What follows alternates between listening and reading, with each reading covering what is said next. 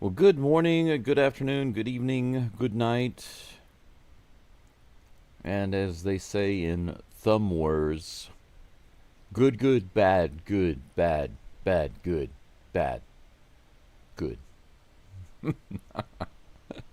If you haven't seen Thumb Wars, then you haven't lived life, my friends. It's good to see you. We've already got quite a few in the live chat going on. I've got to get my live chat on the screen, but I'm trying to do a modification on it, so if you'll bear with me for a moment. I'm changing the JavaScript to make the background a little transparent.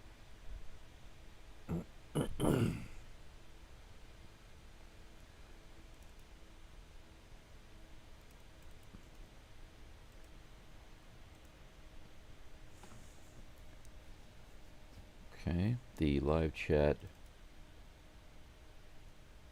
should be coming up now.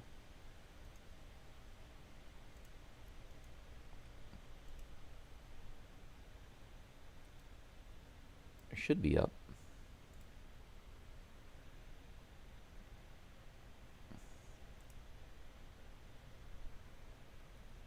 Okay, it's up there.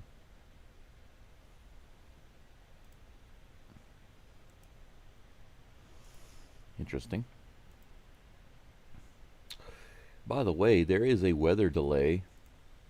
For those of you who do not know, there is a weather delay going on right now. They have the field covered up. I am waiting on some updates about that.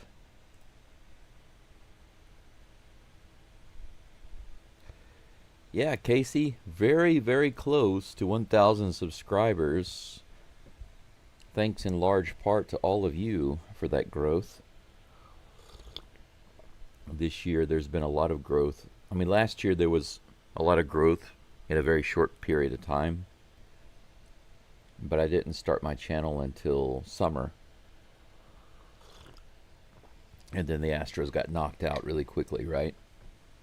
So it wasn't a very long season for Geaux here on YouTube, rather.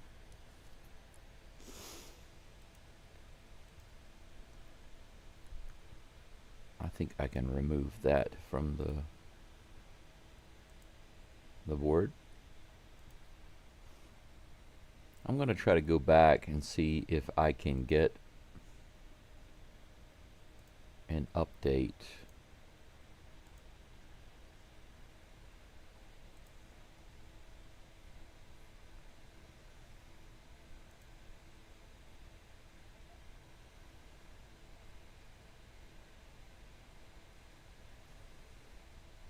One moment while I get some information.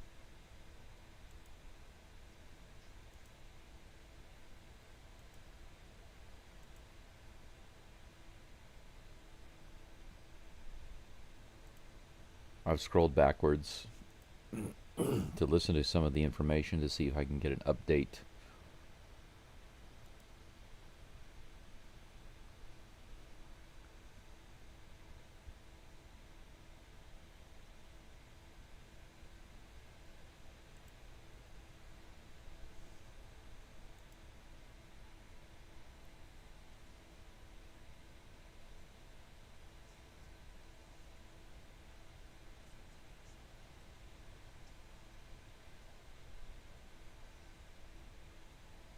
Okay.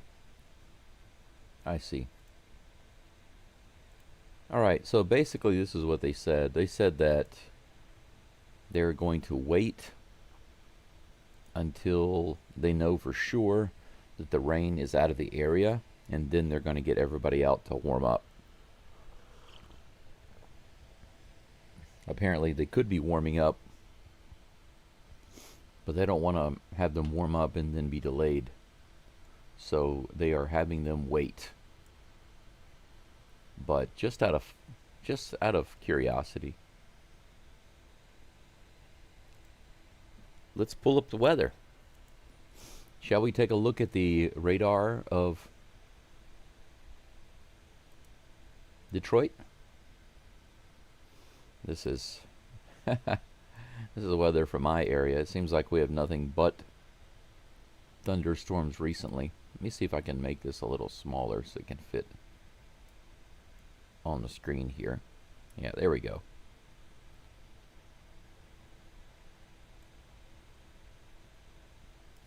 Yeah, this is where I'm at right here. Right in the heart of Hiroshima Prefecture, right in the middle. And let's see. I've actually got some weather warnings here. Let me flip this over. Where's the... Oh, they took off the... Maybe the screen. Maybe it's too small. Maybe that's what it is. I need the radar button. Where's the radar button? There it is. There we go. Okay, so now this radar button allows me to see where the rain is and which direction it's going. So as you click it, you can see it moving, right? So let's type in Detroit, Michigan.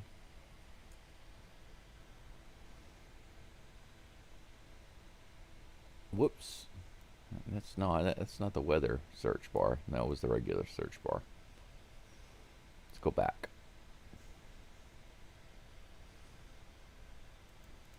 Oh, here's the correct search bar. There we go. Alright, so obviously there's a lot more going on here around Michigan. This is Detroit, Michigan, right here. You can see there's a lot more going on there in this area. If we back it up a little bit to 5 o'clock, 5:30, 6 o'clock, 6:30, 7 o'clock, 7:30, 8 o'clock, 8:30, 9 o'clock, 9:30. Okay, so just based on this radar, if you look at this radar here, let me get it on the screen. If you look at this radar here, it looks like this storm system right here, it's moving east. And from this direction here, there's nothing going towards Detroit. If we back it all the way up, all of this stuff here, as it gets later, none of this appears to be moving towards Detroit. It looks like it's moving away. I think that they should be starting soon. That's my guess. So, there you go.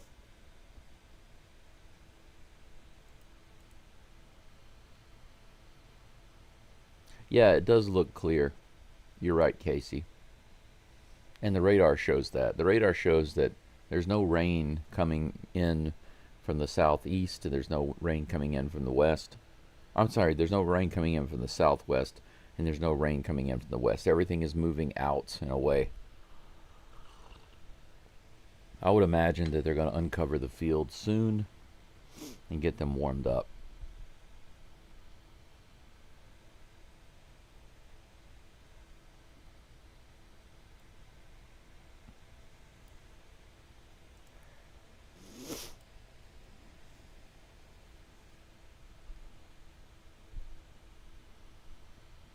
Let's see here.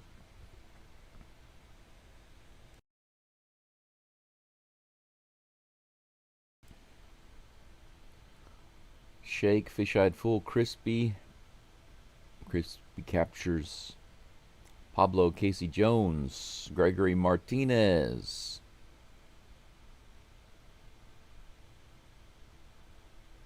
All of you guys and any gals listening in, thank you for being here. I appreciate it. Pablo feels good about tonight's game. Symbolically, rain represents renewal, rebirth, cleansing away the washing of old dirty things, refreshing, and having another start. Maybe it's meant for the Astros. Casey says only uphill in this series after last outing. I hope so. Gregory says an Astros win and a Mariners, I guess you mean a Mariners loss, will be nice tonight. Godspeed indeed. Godspeed indeed. Let's go Hunter, shut them down. Go Astros, says Shake. I agree. Okay, yeah, see, you put Mariners lost there. You corrected it. That's right. Yeah, I assume that's what you meant. Yeah, we just need a few more. If the Astros turn it around, I will destroy the 1K mark easily. It's interesting how fickle the fans are. Astros are winning. It's like they start pouring in the time and the money. If the Astros are winning, they start spending more money on hats and shirts and Astros paraphernalia. If the Astros are losing, they don't want to wear their shirts. They want to hang their head in shame. And they don't want to listen to the games. They don't want to follow channels. They don't want to subscribe. Even if they claim to be big Astros fans, it's kind of funny how that works. I don't quite understand it because I've been an Astros fan since I was basically old enough to watch and appreciate baseball, and I started playing it off of a tee. I started playing baseball off of a tee. My dad bought us a tee-ball set when we were very, very little. My first team was off of a pitching machine, actually. We didn't play in a tee-ball league, but we had a tee-ball at home, tee-ball set. And then whenever we actually started playing, well, I say we. My brother's a year older than me. He started playing in a league, in a little league where they were actually pitching. The kids were pitching. I was 1 year behind him, and we were playing with the pitching machine. So we'd have a pitcher standing on the mound next to the coach, and the coach would show the ball and then put it into the machine for the batter. And we were so good. We went completely undefeated. And because of being undefeated, and we weren't just defeating teams, those games weren't getting past the second or third inning. They were calling our games because we would destroy the other team. And sometimes we'd get out there in the first inning and we were just manufacturing runs, and they'd call the game. The other team didn't even have a chance to do anything. It was so skewed. I don't know how we were able to do that. I wish I could take a time machine back, because I was so young at the time. I didn't understand all of that, but I was just kind of wondering, where did all of our players come from? You know, how did we get our team together? All of the teams were named after insects. We were the grasshoppers.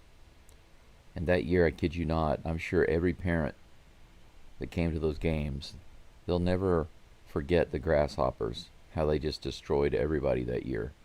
It's like we were the all-star team. We were made up of all the best kids. And they weren't even from the same neighborhood. I didn't know any of these kids until we came together to play together. Outside of the team practice, and the games, I never saw those kids. So it was pretty amazing. I played third base, and we were so good that they wanted us to play some other teams outside of the league. But those teams had real pitchers. So we had to have a couple of guys learn to pitch. So our pitcher on the mound, who wasn't really a pitcher, he had to learn to pitch. And then we started playing games where we were pitching. And we did pretty well. We didn't go undefeated in those games, but we're still doing well. So we got to travel a little bit to different places around Houston and play some other teams. It was pretty interesting, a very interesting time.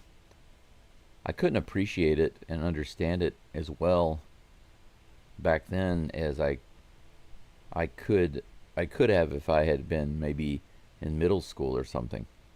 When you're a little kid like that, you don't know you don't know anything. You just know it's fun to play and it's fun to win, and we were beating everybody, and then they wanted us to play more people, and we did a pretty good job at beating most of those, and they just kept moving us up to play harder and harder teams until we finally met our match. But you're talking about playing teams that were a couple of years older than us. That's what they had to do to find teams that would actually beat us. We had to play teams that were older than my brother. My brother, of course, a year older than me. I really was hoping that we could have played my brother's team. That's what I wanted to do. I was like, why can't we play that league over there? And they said, well, they've got their own teams to play. I was like, yeah, but I want to play my brother. I want to play against my brother. My brother, his league, they all had animal names. So we all had insect names, like the grasshoppers, the wasps, the gnats, things like that. His league had actual animal names, and he played on the tigers. So I thought, why can't we play the tigers? The grasshoppers versus the tigers. All those kids are like a year older. At least a year older. Let's play them. I really wanted to, but they said they couldn't do that. It's so funny because they could take us far away from that area and play teams in completely different leagues that were much older than us, a couple years older.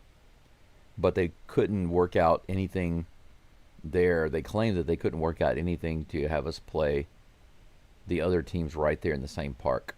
Where we used to play, there were at least 2 baseball fields side by side. There might have been 3, but my memory's a little foggy about that because when I was there, I was usually there to just play baseball, and we always played in the same park, while the other team was playing in the next park.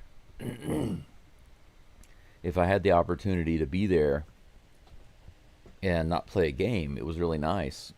And actually, whenever our games would end early, I would just hang outside of the field next to it, trying to get a foul ball, because if you got the foul ball, they would want it back, and if you brought it back, you'd get a free snow cone. So of course every kid out there was trying to get the baseballs. Still got the delay on the screen.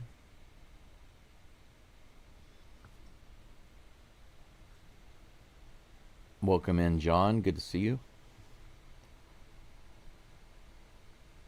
Fish-Eyed Fool says the law of averages is on our side tonight. I believe so. I think that the results for the Astros, with us getting curb stomped, basically, I think that these are way outside of what should be happening.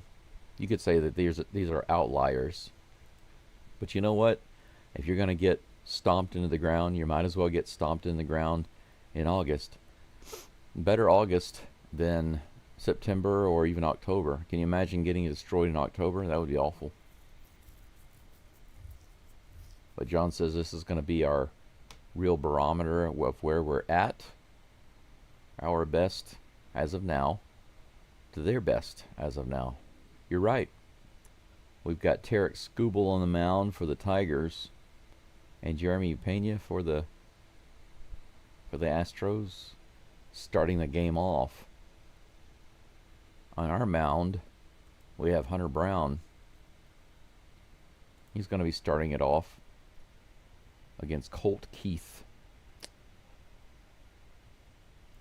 Hunter Brown versus Tarek Skubal. Let's see here. I forgot to modify my chat.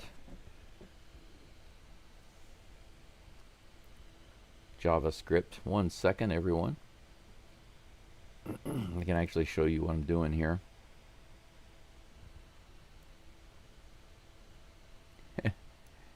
It says, what are you working on? Well, this is the JavaScript. Could you rewrite this so that the background is transparent? There we go. Boom.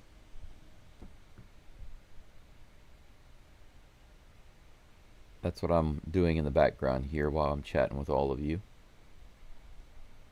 Ron says, Go Astros, it's a good day for a win. I agree with that.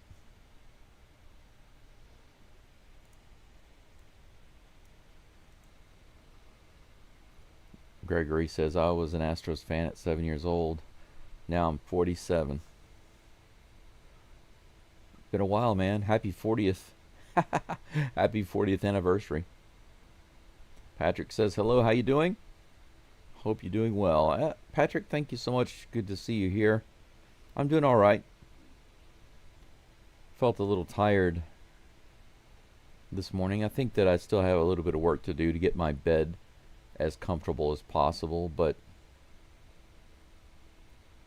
you know, I have to remind myself every day not to beat myself up too much, if at all, about the speed at which I'm getting things done around here. My house is in a critical condition, much like my own body. I've been told that if there is even a small earthquake in this area, my house could collapse, primarily because of the condition of the supports under the house. This is a 200-year-old Japanese house, and I will tell you this, for those of you who don't know this, Japanese traditional, let's say traditional Japanese house building procedures and methods are pretty amazing. The houses are built to flex and move.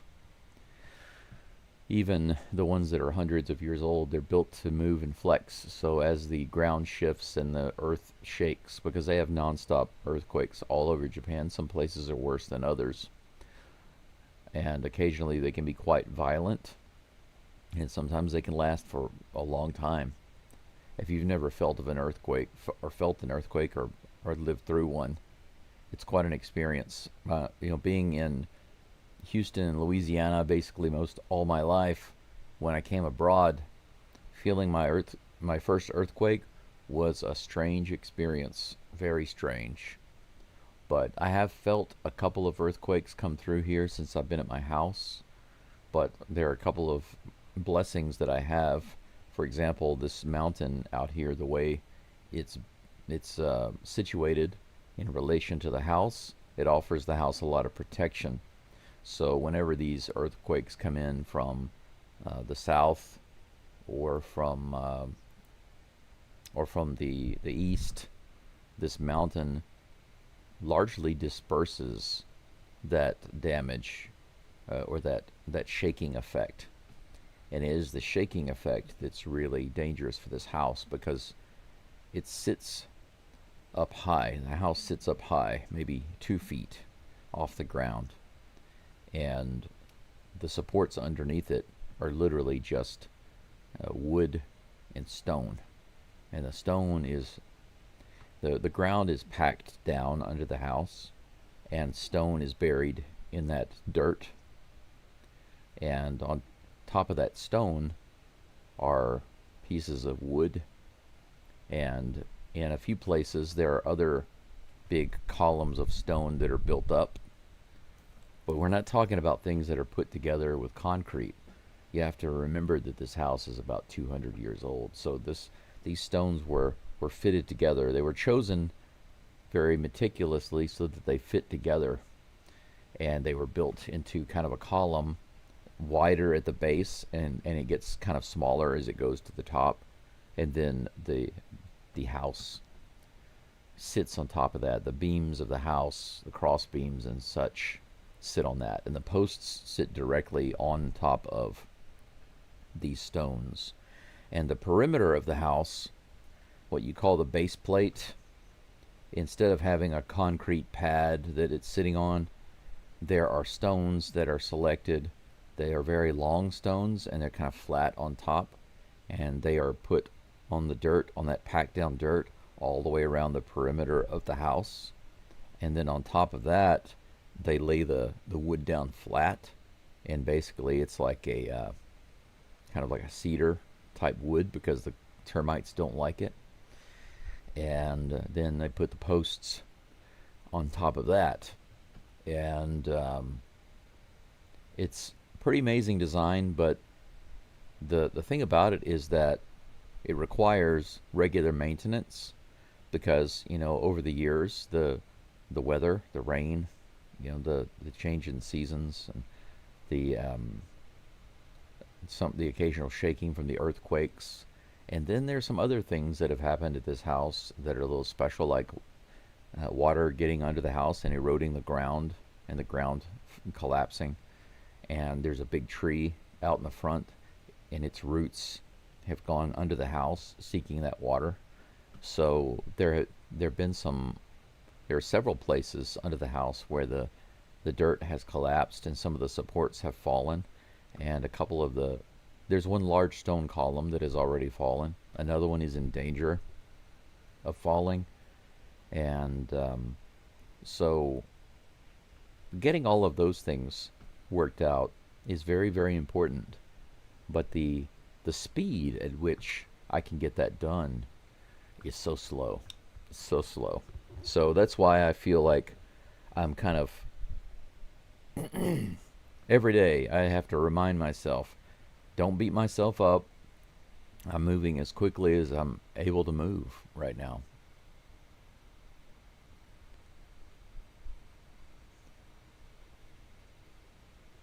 We've still got the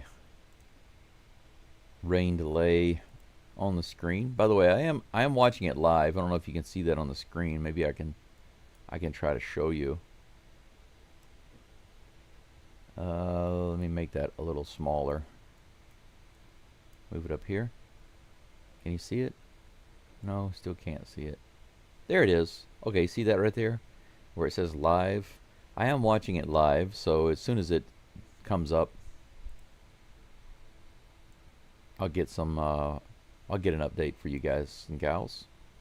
Patrick says, hello, how you doing? Oh, I'm sorry, I already read that, but hello again. Texas Dave says hello from H-Town. Hello, Dave. Thank you for being here. Michael says word. Michael, I'm going to say word 'em up, yo. Jim Bob says been a fan since 67. Wow, you got me beat. I was born in 75. I'm just a youngin', Jim. I'm just a youngin'. You could be my older brother. Gregory says, thank you, brother Ghost Rose. Indeed.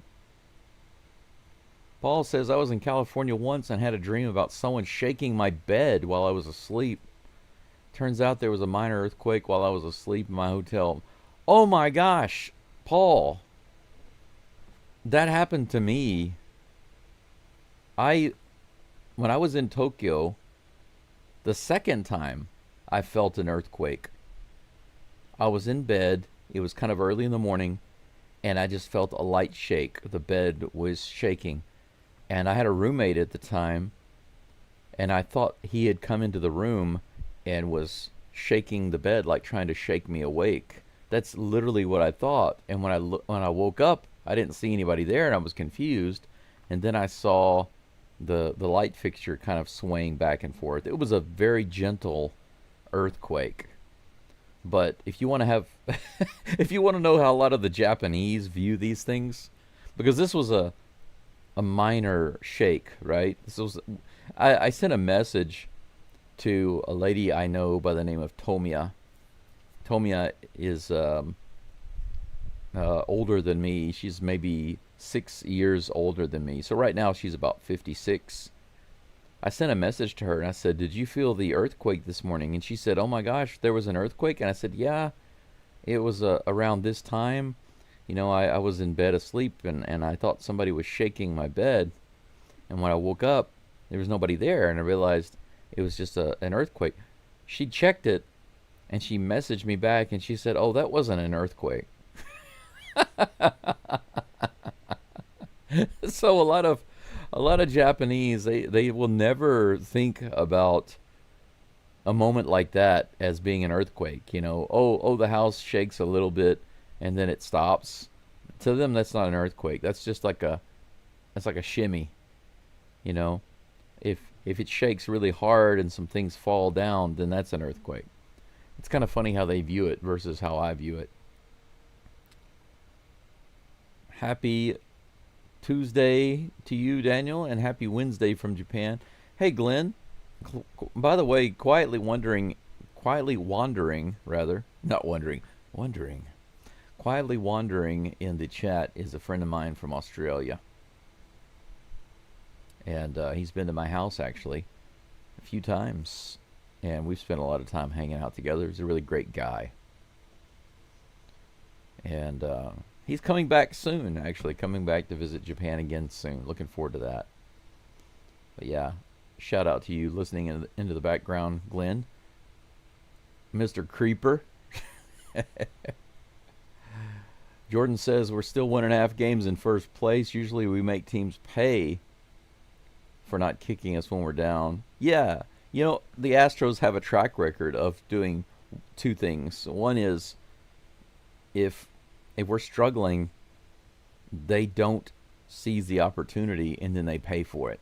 The second thing is when they are far ahead of us and they take that for granted and they do think that they can kick us and they've got things wrapped up and then they don't.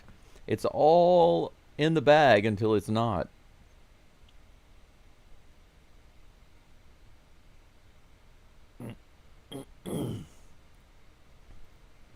Nisqually earthquake, brand new house, brand new carpet, 5 big fish tanks. Ooh, bad idea. Yeah, that sounds like a bad idea. I can't imagine having a huge fish tank here in Japan unless it was like the glass was 3 inches thick or something like that.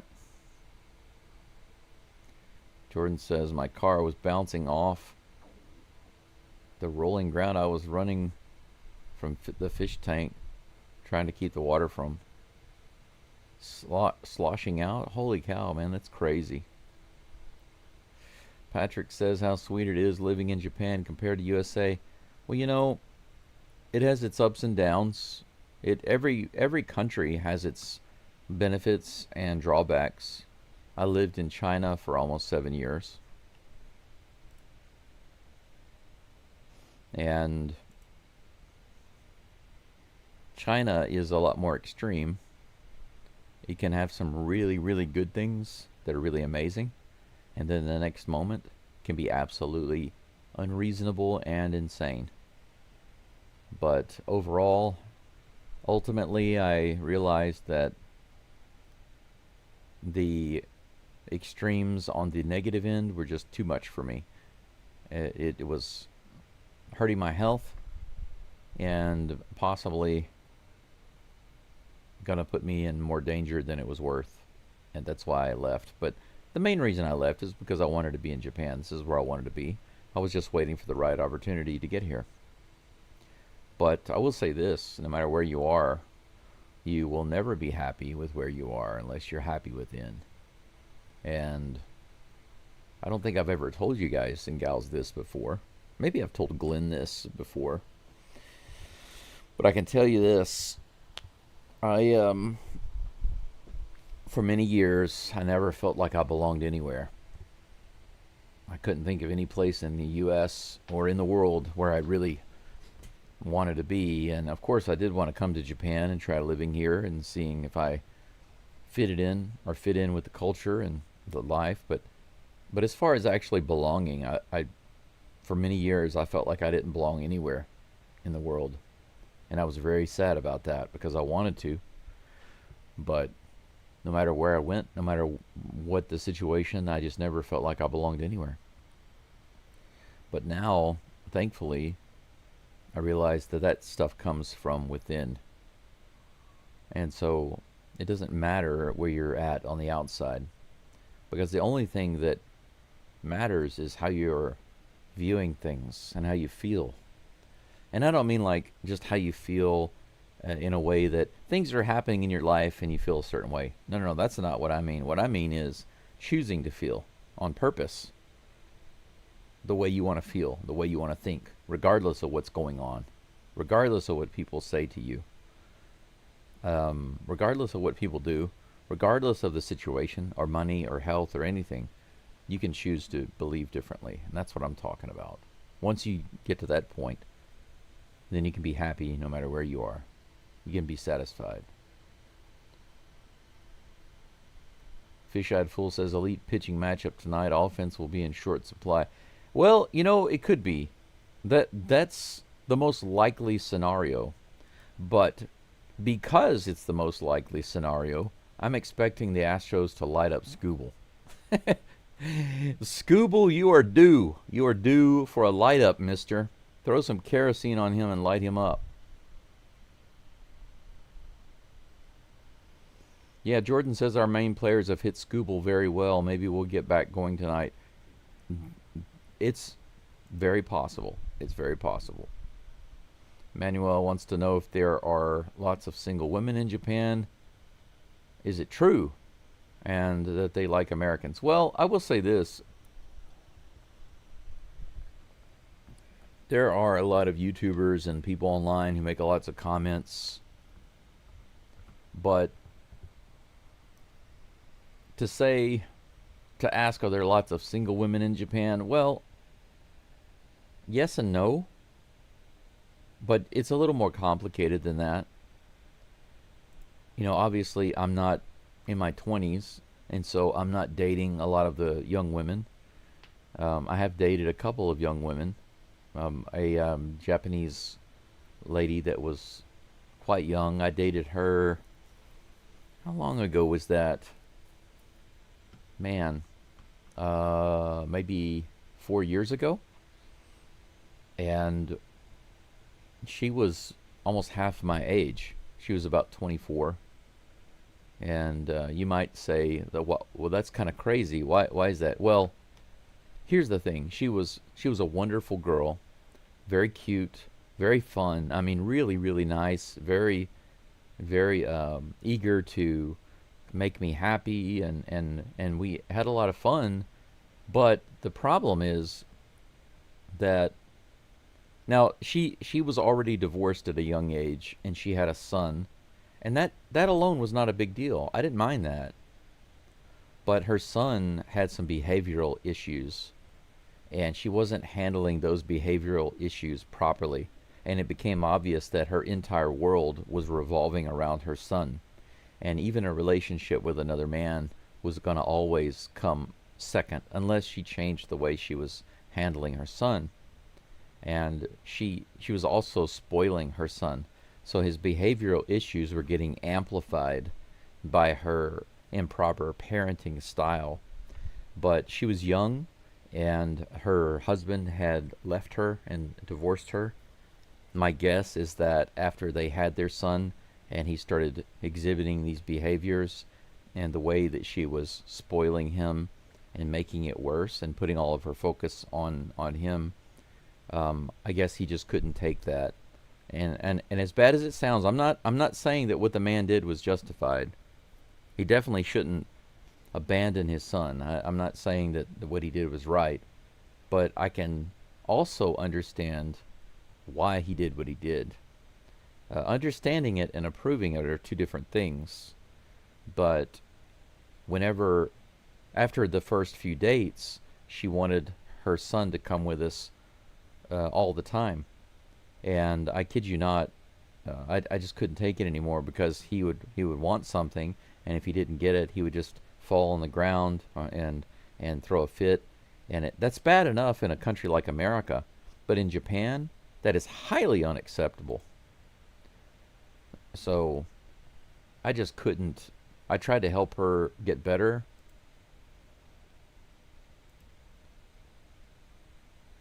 and she just couldn't take the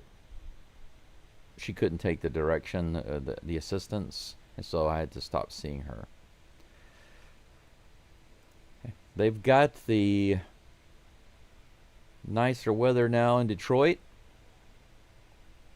They've taken the cover off the field. It looks like we will be getting started in just a little bit. They haven't taken the field yet to warm up, but it looks like we're getting close. But anyway, as an older man, if you want to date women who are, I know it sounds crazy, but if you want to date women who are married and unhappy in their marriage, plenty of those. If you want to date divorced women in their 40s and even 50s, plenty of those. I'm telling you, it's very easy to find a wife if you want somebody who's she's done her duty, right? She married young, she had kids, she raised them, she put them through school, and now she's out of her marriage, and maybe she's 45, 46, up to 53 in that area there. There are a lot of women, even older, but there are a lot of women in that age range who are transitioning out of motherhood and marriage life because their marriage was terrible. There are a ton of women like that.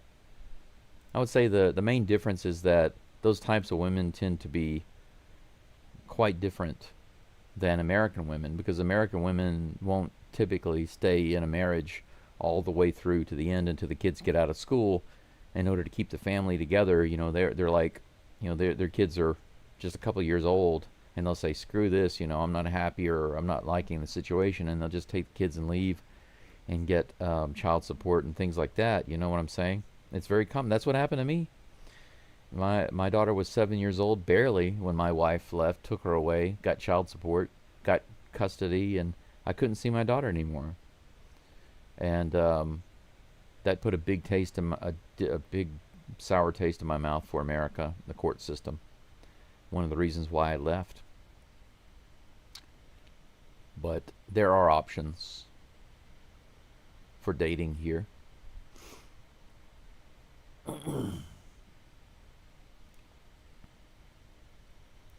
What benefit is there living in China? Foreign jobs pay a ton of money. Jeremy Pena strolling out onto the field. It looks like Scooble is taking his last warm-up pitches.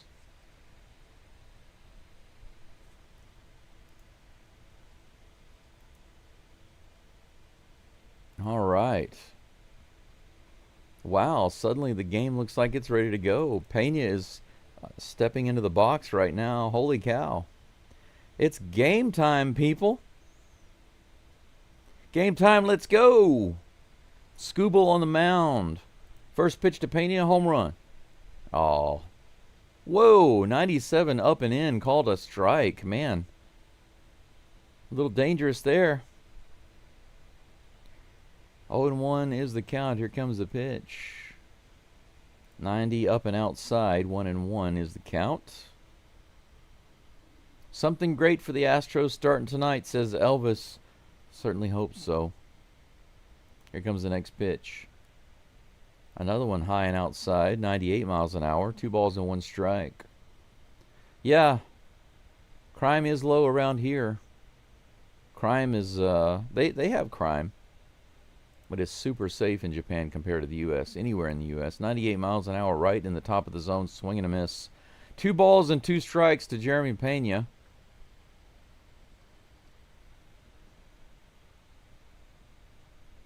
Well, most Japanese are not nationalists. A Japanese nationalist, that's like a zealot. Now, high and outside, full count. There are some nationalists, but most Japanese are not. But do they like Americans? Yes. Most Japanese actually still do like Americans, even though... Hey, look at that! Scooble looks a little frustrated on this first at bat. He walks Jeremy Pena.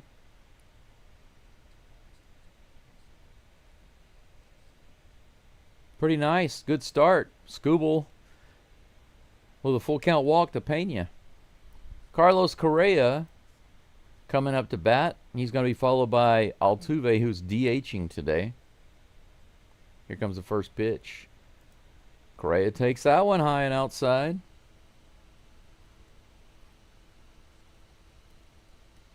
So the Flash is on base. And South Korea at the plate with the 1-0 count. Here comes the next pitch. And that right in there, fouled off. 1-1.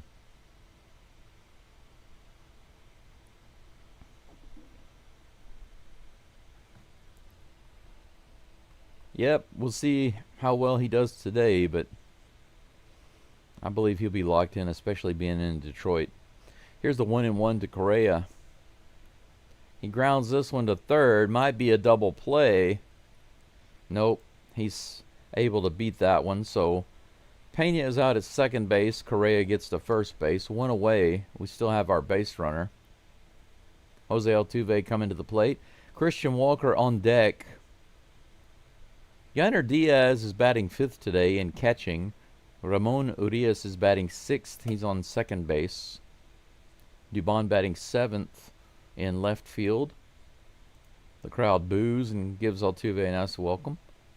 A nice cleanly shaven Jose Altuve. Here comes the first pitch. He grounds this one to third. It's going to be another double play attempt. They call him out. Are you kidding me? Two grounders, back-to-back grounders, two potential double plays.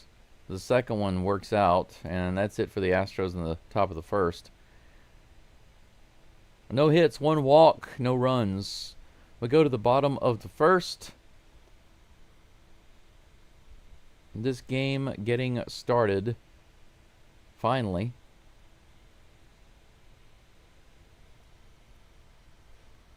Hunter Brown will be up on the mound in just a moment, facing Keith. Let me make this a little bigger so I can see it. That's better. That's better. Colt Keith, Gleyber Torres, and Kerry Carpenter. Yeah, you're right, Scooble. You're right about Scooble, Michael.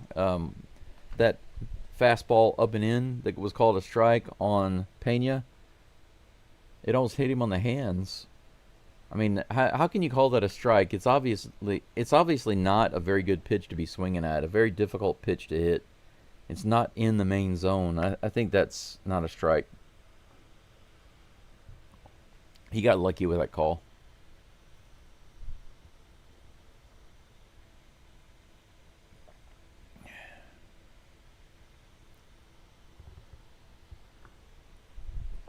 Yes, Crispy. Joe Espada released the Astros game plan earlier. Oh, I need to heat my water back up. 1 second.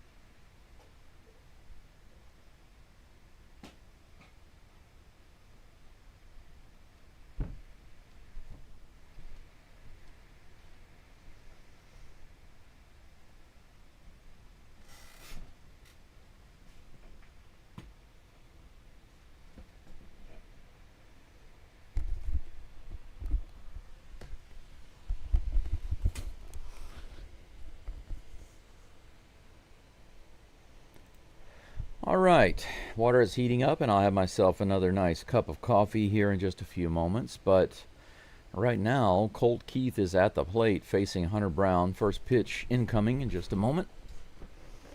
If I can get comfortable in my chair here. Here comes the first pitch from the Diesel. 96 miles an hour right down the pipe. No doubt about that one. Strike one.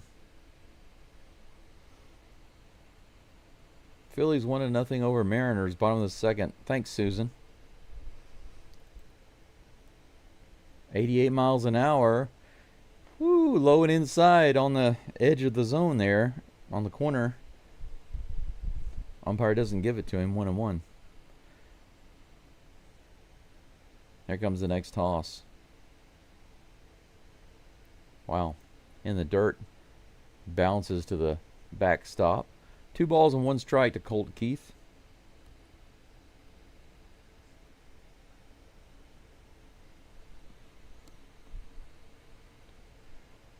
Yeah, Gregory, I'm with you on that. Come on, Phil, score some more. Nice pitch. 95 on the inside. Keith holds up, but he pays for it.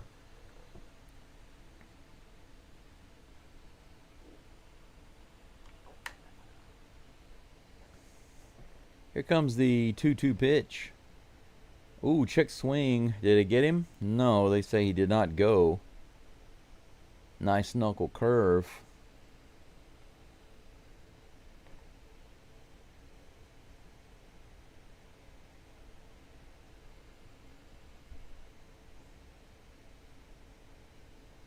Two balls. Nope, 3 balls and 2 strikes.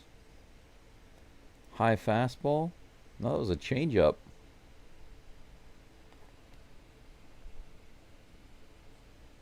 Fouled off. Count remains 3-2. Hey, Fox at bat. Thanks for coming in. Thank you for being here. A little bit of a delay, but we finally got started. It's in the bottom of the first. Here's the pitch. Right in there, strike 3. 96, beautiful fastball. Low and inside, perfectly placed, and he froze him up. 1 away. 1 strikeout for Hunter Brown.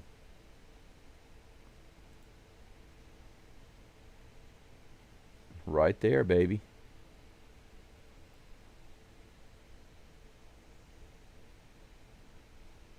Gleyber Torres at the plate facing Brown. Here comes the toss. Torres hits one into right field. That's the first hit of the game. Very first pitch. Opposite field single. Runner on first with 1 out.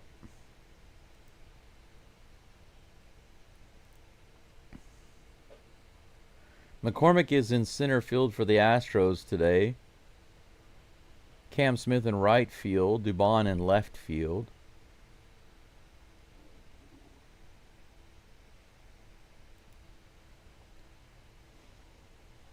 Next batter is Kerry Carpenter. First pitch is on the way. 96 right in the center of the plate. Strike 1. Runner on first with 1 out. 0-1 is the count.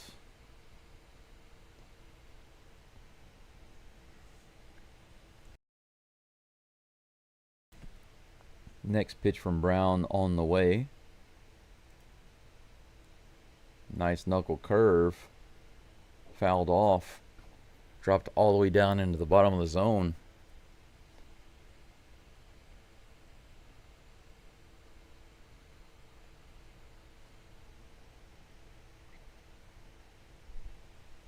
Hunter Brown wants a ball change.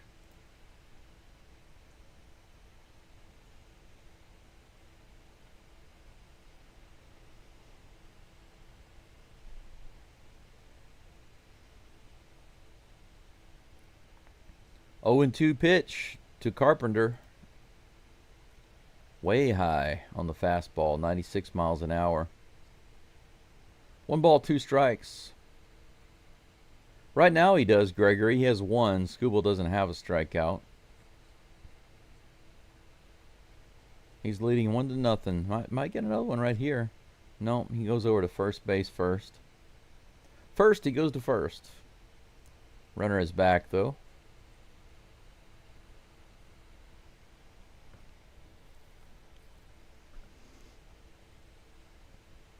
One ball, 2 strikes to Carpenter. Here comes the toss. 96 on the inside, fouled away. Count remains 1-2.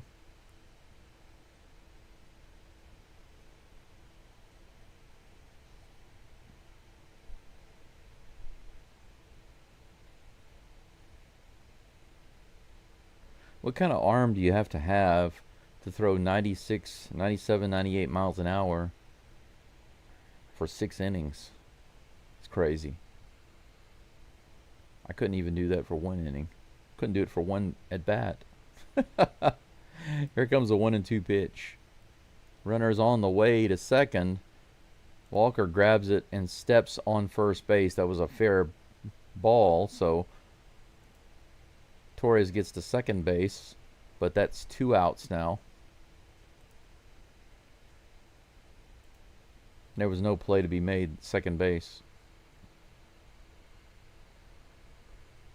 Mariners and Phillies tied. Solka. Riley Green at the plate. First pitch on the way. Way high on that fastball. Ball one.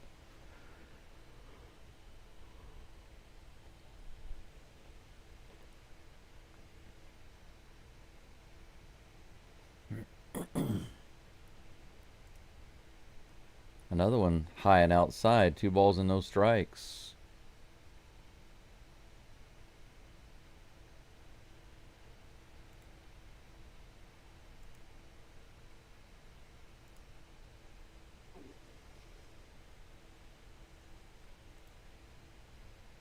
Here comes the toss. Nope. He goes to second base. Torres is back.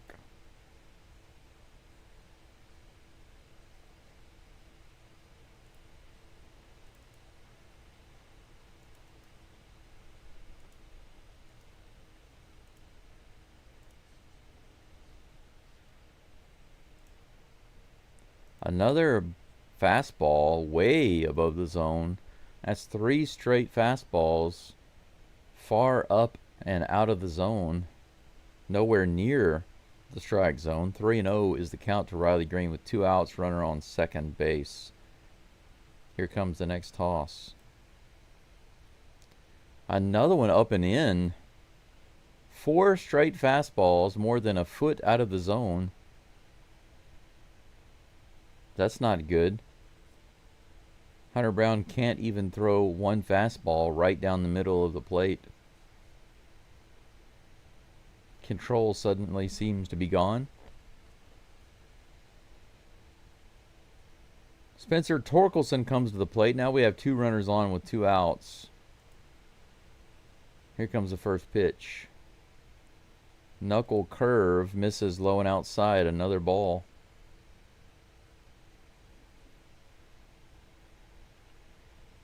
The Tigers waiting for a strike, waiting for something decent to swing at. Here comes the 1-0 pitch. Right in there finally. 92-mile-per-hour cutter. Strike 1. The count is even. 20th pitch coming up for Hunter Brown right here in the bottom of the first. Little far inside, almost got him. The sinker missing. 2 balls and 1 strike. 6 balls and 1 strike pitched. The last 7 tosses by Hunter Brown. Here comes the 2-1 count pitch. Above the zone again. That one maybe just 2 inches above, but still missed. 3 balls and 1 strike. Hunter Brown on the verge of walking another batter. 7 out of 8 pitches a ball. Here comes the 3-1 pitch. Right in there. And grounded straight to Correa, who grabs it and throws to first for out number 3. So he gets out of it, thankfully. Started off not too bad. Got a strikeout. Then started throwing a ton of balls. Gave up a hit and a walk. But finally able to get out of it with that ground ball, thankfully. But Hunter Brown threw over 20 pitches in that inning. Kind of a high pitch count.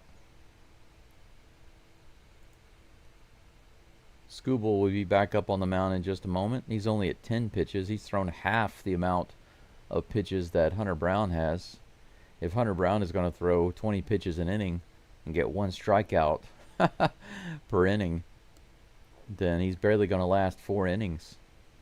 If we can get Hunter Brown through 5 innings without him giving up runs, I'm okay with that. But I just hate to see him work so hard. That's a regular issue with Hunter Brown, is that he typically has to throw more pitches than the average pitcher in order to get the strikeouts and the outs. 1 second, let me go grab my hot water. We're going into the top of the second. 1 hit for the Tigers, none for the Astros, and no runs on the board yet. Christian Walker is due up, followed by Yainer Diaz and Ramon Urias. Go freaking Stros.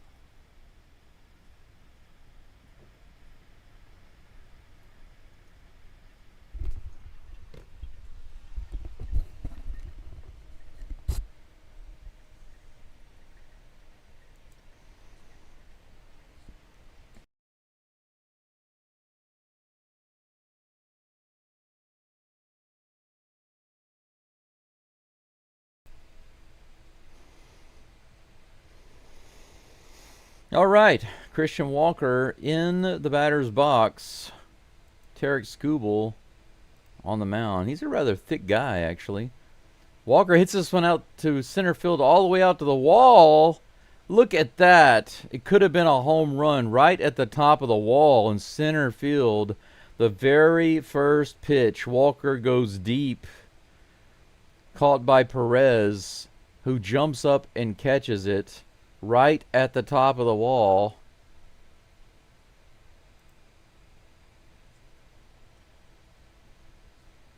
At the very least, that was going to be an extra base hit. 417 feet to the wall. Just shy of a homer. Yainer Diaz at the plate. 97 right in there, strike one. Man. Christian Walker got robbed right there. Here's the pitch. Low and inside. Called a ball, 1-1. Good grief. Man. That would have been awesome. Walker home run off Skubal this early in the game to dead center field. 87 on the outside. The changeup got Yainer swinging and missing. 1 ball, 2 strikes.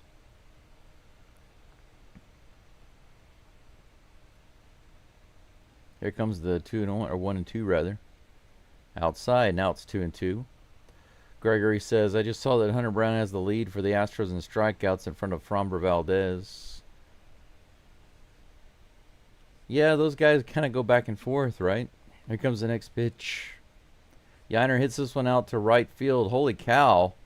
Home run distance and just foul. Maybe 10 feet to the right of the foul pole. Holy guacamole.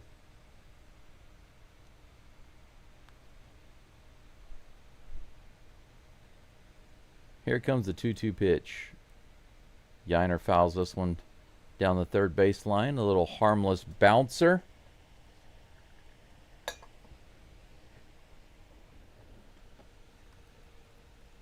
Yeah, that was a really close pitch. A really close hit, rather. 1 out, nobody on. Here comes the 2-2 to Yainer. Swing and a miss on the changeup. Just below the zone. Strikeout for Yainer. So we got a little action from Christian Walker.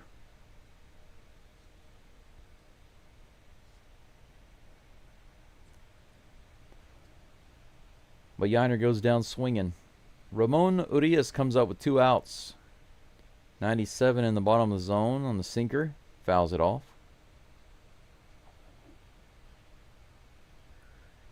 Michael, you're right. That's probably the simplest and easiest way to sum up Yainer Diaz. He has pop, but he swings at too much junk. Yeah, the slider, the changeup, the swiffer, the sweeper, those 3 pitches are like the bane of his existence. Here comes the 1-1 pitch to Urias. 89 right in there on the slider. Swing and a miss. 1 ball, 2 strikes. Jay, I'm with you. I'm a simple guy. Just want some runs. They're going to come out and check on Urias. Not really sure what's going on, but after that swing, he looked like he was in pain.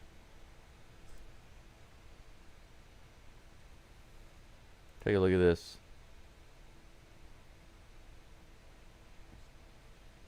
After the swing,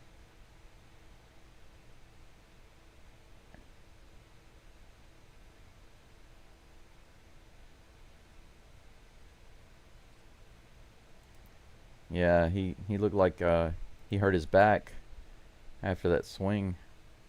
He's holding his lower back. Looks like he's going to stay in and muscle it out right now. Literally. 1 ball, 2 strikes.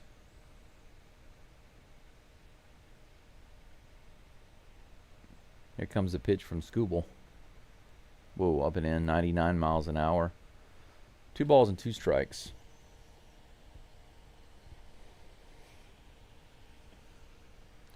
Two outs, 2 balls, 2 strikes. Let's see what he can do here. Here comes the pitch from Scooble. Swing and a miss. He goes the Yiner route. The slider or changeup? Yeah, changeup. Low and below the zone, just like you threw to Yiner. Same result. Swing and a miss, strike 3. So now Scooble has 2 strikeouts. He's 1 ahead of Hunter. 2 strikeouts for Scooble. 1 for Hunter Brown. 0-0. Christian Walker misses a home run by inches. Literally inches. Yainer Diaz misses a home run by about 10 feet or less. Astros could be up 2-0 right now with 2 solo homers off Tarek Skubal. Can you imagine that? How great would that be? That would bode well for the rest of the game. 2 solo homers off of Tarek Skubal in the same inning by Christian Walker and Yainer Diaz, the 2 guys in the lineup that are most likely to end a rally. That would be absolutely amazing. Steel Viper, you're right about that. It sucks every time we see a guy, get hit by a ball or start grabbing his leg or his back or something like that. The same thing comes to mind. Oh my God, here we go again. And we get a new guy. It's like we get a new guy. He's only been with us for a few weeks. And he takes a swing and grabs at his back. It's like, are you kidding me? Really? We bring in a guy on a trade, and just a few weeks later, he's grabbing his back at the plate. It doesn't seem like it's a really big deal, but then again, you never know. You guys and gals know how it goes with the Astros when it comes to injury stuff. You never know. Ah, nice coffee.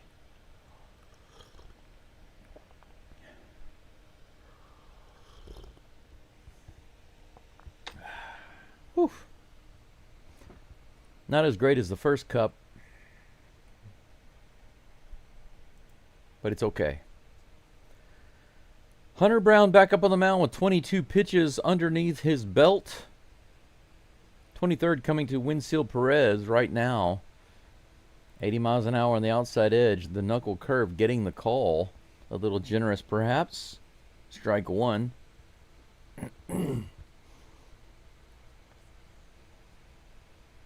Here comes the 0-1 pitch. A little outside. 1 ball, 1 strike on that missed fastball. Zach McKinstry on deck and Dylan Dingler in the hole. Here comes the next pitch. This is hit up the middle. Soft roller. Picked up by McCormick and brought in. That's a single by Winfield Perez, the second hit of the game. 2 singles now off of Hunter Brown. That's a leadoff runner.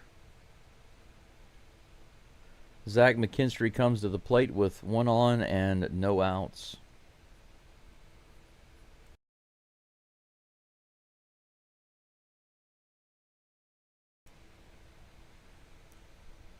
First pitch to McKinstry on the way. High and outside, ball 1.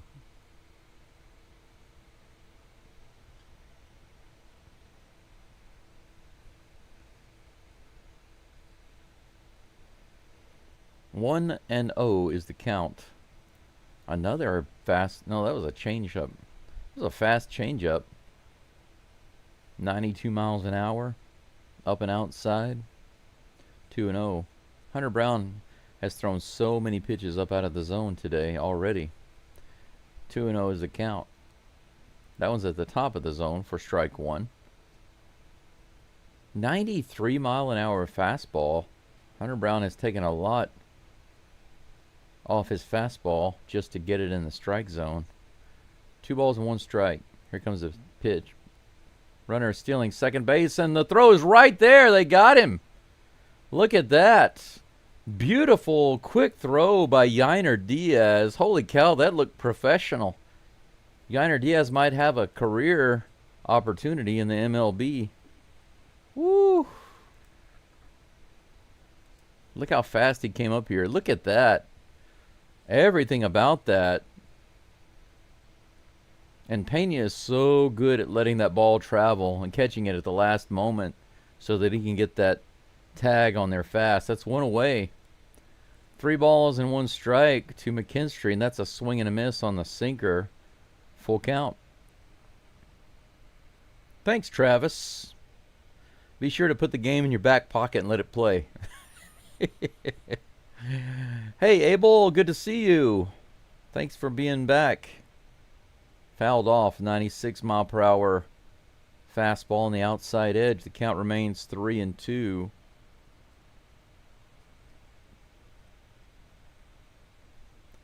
No runners on, 1 out. Full count to McKinstry. Here comes the pitch from Brown. Strike 3. Strikeout number 2. He's now tied with Skubal. 2 outs. So far, Hunter Brown and Tarek Skubal are tied, both getting 2 strikeouts in 2 innings. But there's still 1 more out to go. Hunter Brown could get another strikeout, but I would prefer he get a quick out right here just to give his arm a rest.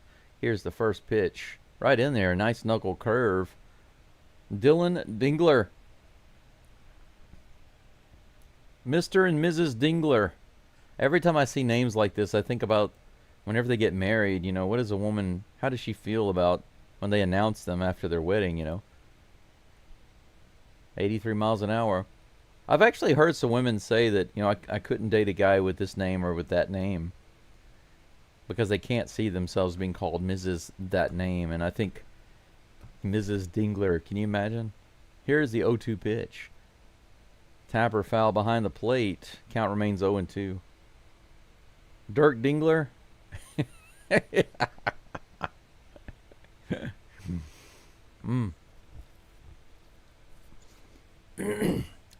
Yeah, we got, I mean, literally the guy that we have on the mound right now is our Cy Young candidate. There we go, strikeout number 3. Swing and a miss. How about that? Hunter Brown comes back strong after working out his control a little bit. He finally figures out what's going on there. Look at that knuckle curve. Boom, baby. Can't touch it. All right, so Hunter Brown is winning the strikeout war against Tarek Skubal. Skubal has given up no hits. I will say that.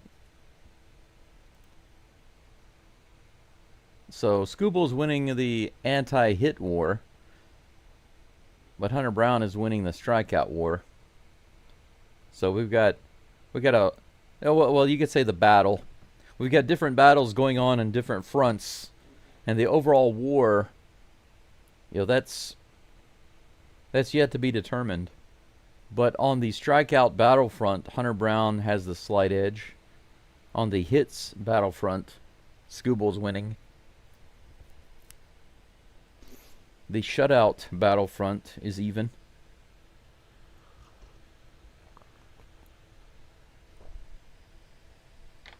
I believe both are tied with 1 walk each, if I'm not mistaken. Let's see. Yeah, that's right. Both have 1 walk, so they are tied in walks. Hey, how about that, Jay? Thank you. The Phillies 3-1 over the Subs.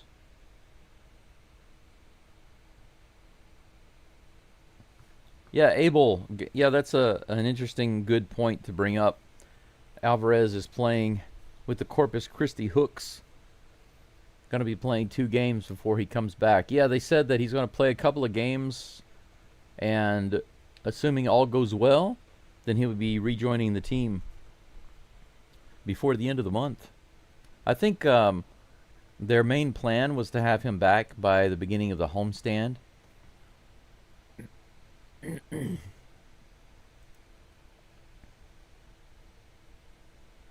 Let's take a look at the schedule here. Let's go down here.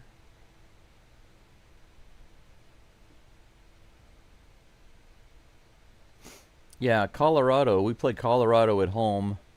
Now, for me, it's the 27th, but for you guys in the U.S., it's the 26th. So, in about a week, we got that game versus Colorado at home, and I think that they were hoping to have Alvarez join by that game. That's what I heard. Mauricio Dubon comes to the plate. Looks like he's already got a 1-1 count. Missed the first couple of pitches while I was looking at the schedule. He fouls that one back. 88-mile-per-hour slider. 1 ball, 2 strikes to Dubon. Definitely, Shake, you're right. Hit that like button. For those of you in the live stream who appreciate what I'm doing here and you like the Astros, please like the live stream. Here comes the pitch to Dubon. Dubon fouls it off. A little tapper to the left side.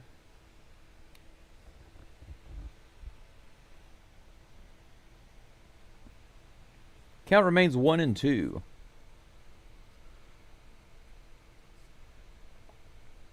Here comes the next pitch. That's popped in the infield to the left side, easily caught by the third baseman McKinstry. 1 down. Cam Smith due up next, followed by Chas McCormick.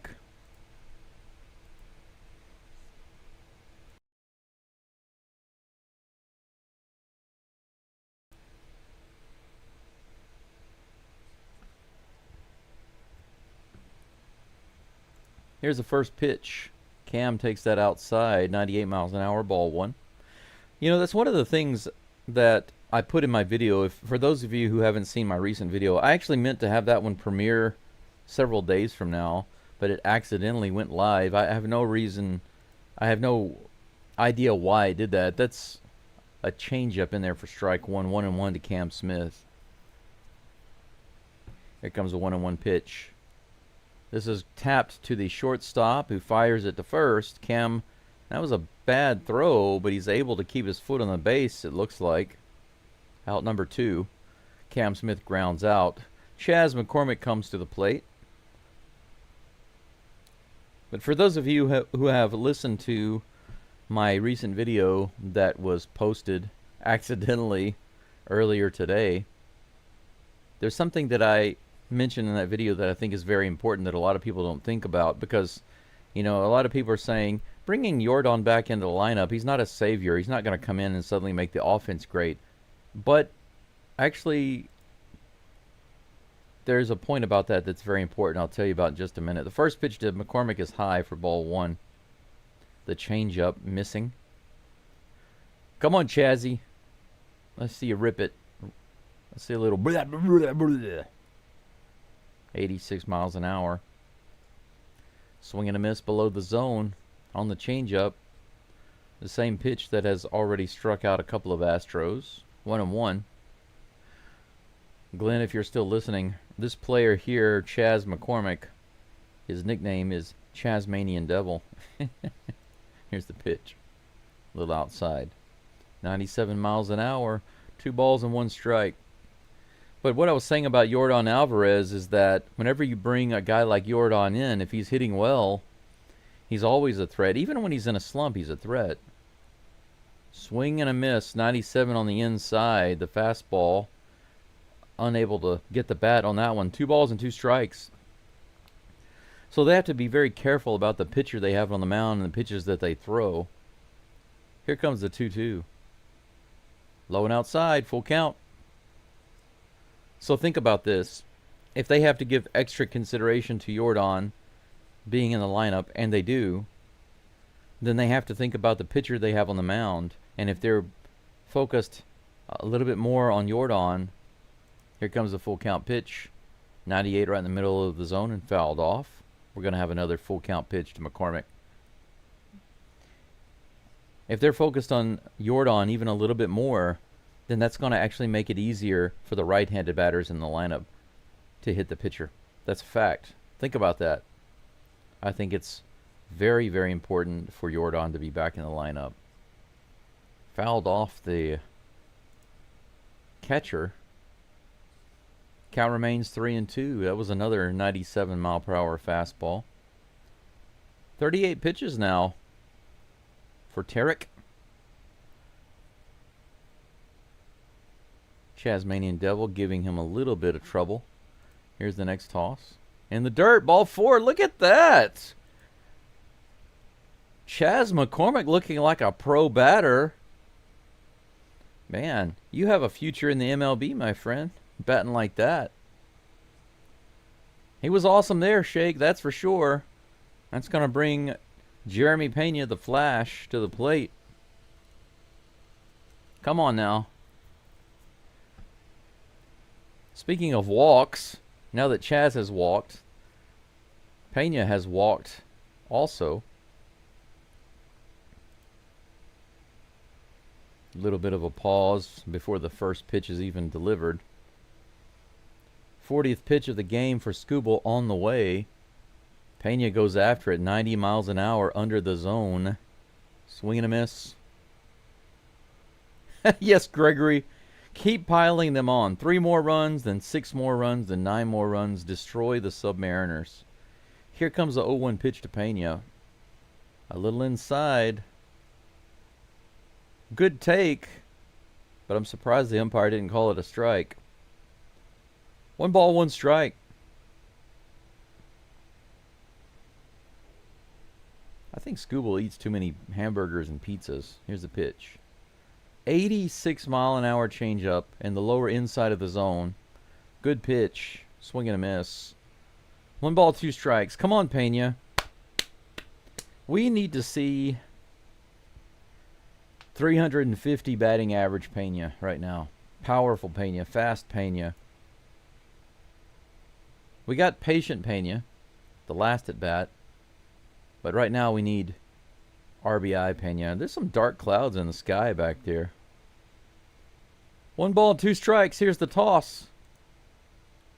Pena does get the hit right into left field. How about that? He rips in a line drive shot out to the left fielder.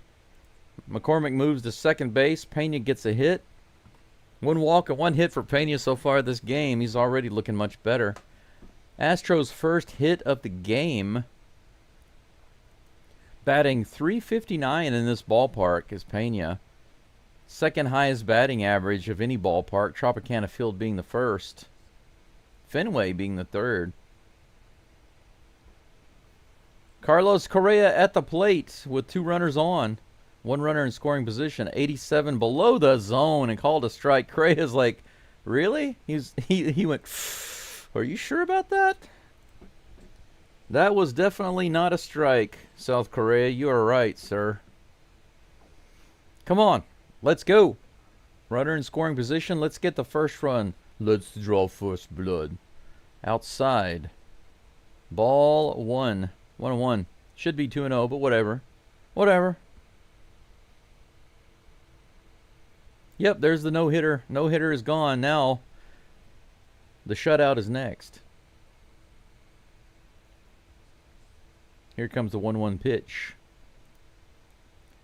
96 in the bottom of the zone. That was a good pitch. Strike 2. 1-2 is the count to Correa. Come on, Correa.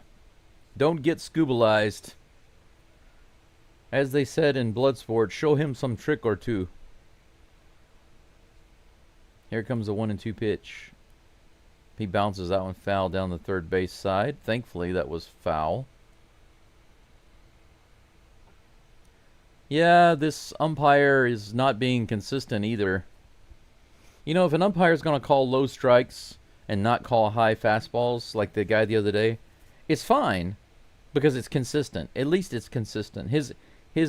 That meant that his strike zone was just lower. That's all. But this guy is kind of erratic. He's not calling consistently, and I don't like that. Here's the 1-2.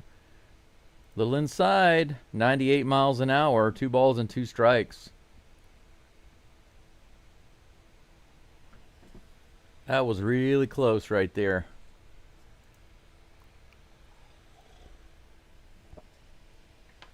Two on, 2 outs, 2 balls.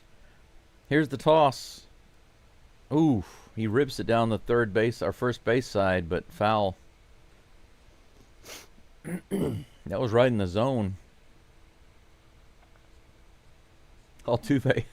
Yeah, Altuve's on deck.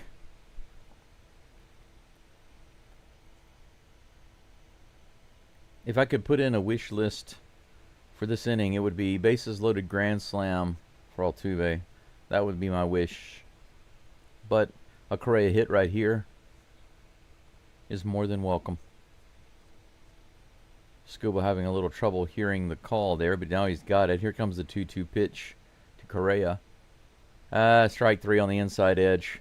99 miles an hour. He took one that was really close, but that one right there was too close. If it's close, you got to swing. You know the rules. Guys, you all know the rules. If you got two strikes and it's close, you got to swing the bat. You can't take it. That was 99 miles an hour right on that inside. I do not hesitate to say that it was a perfect pitch. It was a perfectly placed pitch. Let me say that. Perfectly placed pitch. It was a triple P. It was a...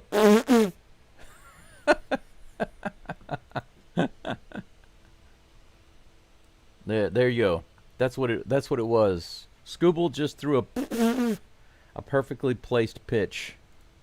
Correa let it go, and he paid the price. Astros get one hit, strand two runners on base, and we go to the bottom of the third. 0-0. Two hits to the Astros, one hit.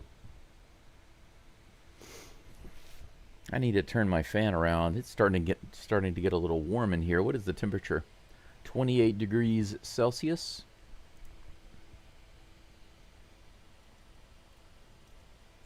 Yeah, and the humidity is not as high. I mean, it's 78% in here, and that's still high, but you know, at least it's not 99%. It's 82 degrees here right now. 82. But it's not bad. Let me turn my fan around. One moment, por favor.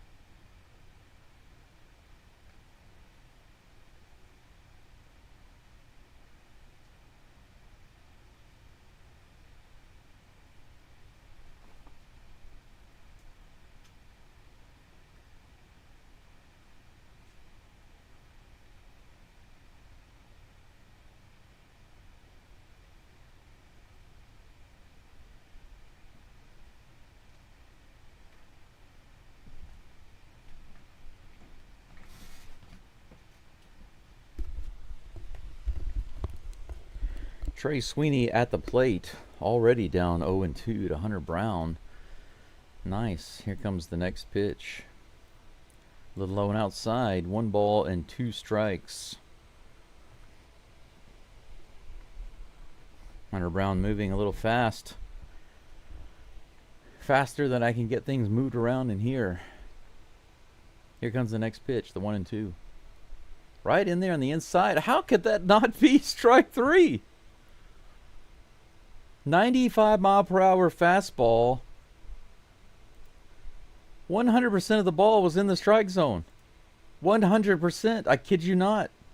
Called a ball. Here's the next pitch. Knuckle curve, and that turns into a hit. So a strikeout should have been a strikeout. Turns into an opposite field single.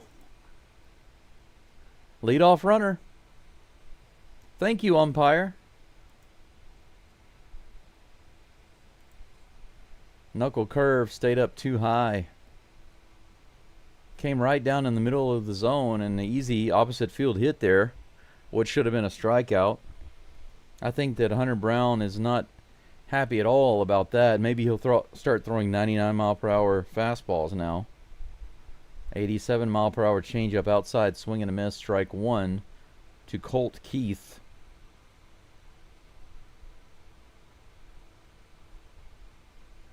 Yeah, you're right, Crispy. Should have been strike three, then they get a hit. But on Correa, it's a strike, right? It's a strike. On Astro. 0-2 is the count to Colt Keith.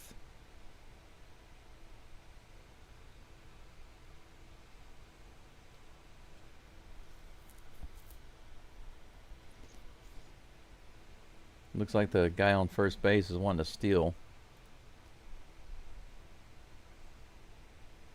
Here comes the pitch. Fouled off. 86-mile-per-hour changeup outside. The count remains 0-2. Miniculture, here we are. We meet again. Today is the day. We are going to win. You're right, Angel. Absolutely. Gregory, that's some good advice right there. Good, solid advice for the umpire. Excuse me, sir. Please learn how to call balls and strikes. Oh, okay, I'll do that. If only he could be so humble. Here's the pitch. Fouled off. Devon is over there, but there's no play.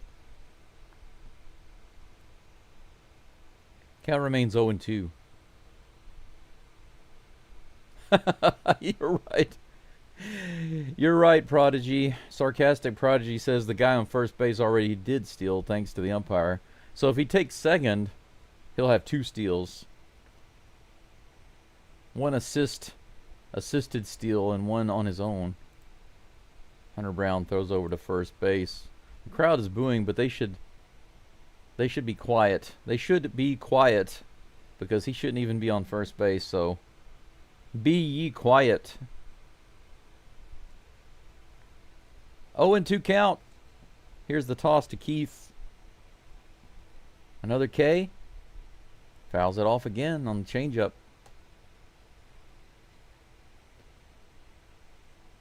Brown up to 46 pitches. Keeps getting him to swing after those pitches, but he keeps fouling them off.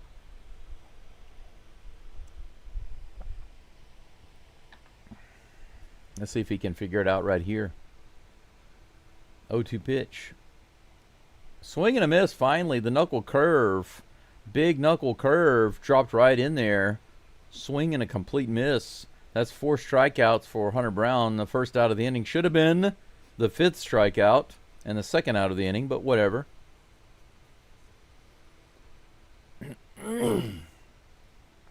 It would be nice to see Hunter Brown pick off the guy at first and get that out back. Gleyber Torres is at the plate. Nice curveball. Drops in there for strike 1 on the outside edge. Beautiful pitch. Big lollipop looking curve.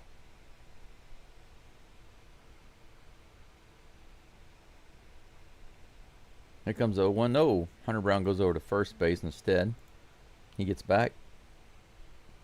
Crispy says, I'm glad the batter swung because the ump would have called that a ball too. Yeah, probably would have. But the count would have gone from 0-2 to 1-2. And then in the next pitch, he would have gotten a single. Here comes the pitch. Torres takes that one outside and in the dirt. 1 ball, 1 strike.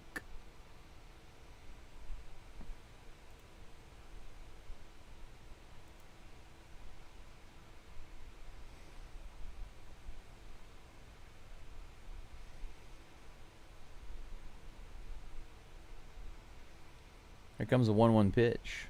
This is hit out into right field, and that's going to be down for a hit. It might be a little dangerous. So we have runners on first and third. No, second and third. Did he get to second? No, he couldn't get to second. Okay. So Torres is not fast enough to get to second. But we have runners on first and third. Just a little tap into right field. Just a little tap out there. He's not the fastest runner, but he gets to third. 1 out, runners on the corners. 50 pitches now for Brown, and now they're going to have a little meeting on the mound. with the infield. Kerry Carpenter at the plate. Runners on the corners, 1 out.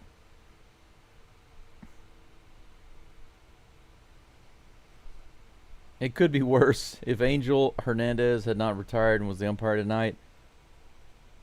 Yeah, isn't he basically the most disliked or hated umpire in all of MLB? Or was? Susan says 4-1 Phillies. I'm liking that game more and more. Joe Trenchina. Hey, everyone watching from Italy. I'm an Astros fan since the 80s. Astros fans are welcome here, Joe, and I'm glad you're watching from Italy. Where in Italy are you? Italy is on my top 3 list of places to visit. I've been to many countries in Europe, but I haven't been to Italy yet, and I really want to go. I'm in Japan, in case you didn't know. I'm in Hiroshima, Japan. I've been living here now for 5.5 years. Lived in China for almost 7 years. So I've been living in Asia for a total of about 12.5 years or so. First pitch to Kerry Carpenter on the way in just a moment. There it is. Fouled off. 87 in the bottom of the zone on the changeup. Strike 1. Can you imagine? He fouls it off and this umpire says, ball. That'd be hilarious. You know, it makes me wonder, though, can an umpire do that? I've never seen it, but whenever somebody actually fouls off the ball, could the umpire yell out ball 1 and they have to go with it because that's what the umpire said? That's a good question. I'm going to have to look that up. Another foul ball there. 0-2 is the count. Hunter Brown quickly getting ahead of Kerry Carpenter. Sicily, close to Catania. Oh, Sicily, yeah, I would love to visit. I have a friend, actually, a Chinese friend, who goes by the name Sicily. And, which is funny, because she's actually spent a lot of time in Spain. But she likes the name Sicily, so that's her English name. Yeah, that's great. I think that Italy has the best food and the best cars because, you know, Lamborghini. Here's the pitch. Line drive caught by Walker, and he steps on the bag for a double play. Unassisted double play by Christian Walker. Look at that. Boom, boom, boom. In 1 second, double play. Look at Hunter Brown. Ooh, yeah, he's happy about that. Line drive caught by Christian Walker, and he steps on the bag. From the time that ball left the bat to the time the double play was finished was less than 1 second. It was boom, boom, boom. I kid you not. Just like that. Hit, catch, step. Double play. Beautiful. So the old-timey jam is put away. Awesome. I love it. A nice defensive gem there. Nice defensive gem. Drake says, Altuve, we need you. Yes, we do. You know what? I know that it's happened many times and we've gotten kind of used to seeing it, but the first pitch home run, I'd love to see that right now from Altuve. He's done it so many times. It's the 4th inning, you know, the top of the 4th. We really need something big right now. We need to establish a lead. I mean, if Altuve gets on base, it's good, but we really need something to jumpstart this Astros offense, and it would be wonderful to see a first pitch homer. Altuve come out swinging and just put it right over the fence off of Tarek Skubal. Anything that he does to get on base is fine, but I would just love to see that classic Altuve jump on the first pitch like Tarek Skubal, thinking I'm just going to blow it by Altuve with a high fastball, throws it in there like 98 miles an hour, and Altuve is ready for it, expecting it, and just plugs it over the left field fence. That'd be great. Or left center field. Yeah, Crispy, that's right. The umpire strands runners on first and third. Absolutely, Random. Let's get some hits. If you guys and gals have not liked the live stream yet, please do so. Here comes the first pitch to Altuve. He crushes it to left field. There it is, 86-mile-per-hour changeup, and he crushes it foul. Oh, if that had been a fastball, it would have been a homer, because he came around way too early on that changeup ball.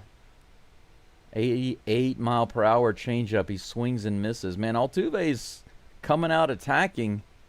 Both of those pitches were in the zone. He's gunning. Man, he's looking full of energy right now. He's really looking like he's in attack mode. Here comes the 0-2 pitch. That one was not in the zone. Up and in. Swing and a miss. Altuve's going after it, man. He's attacking. Can't blame him on the first two pitches. But that one up and in on the third pitch, just way up and in.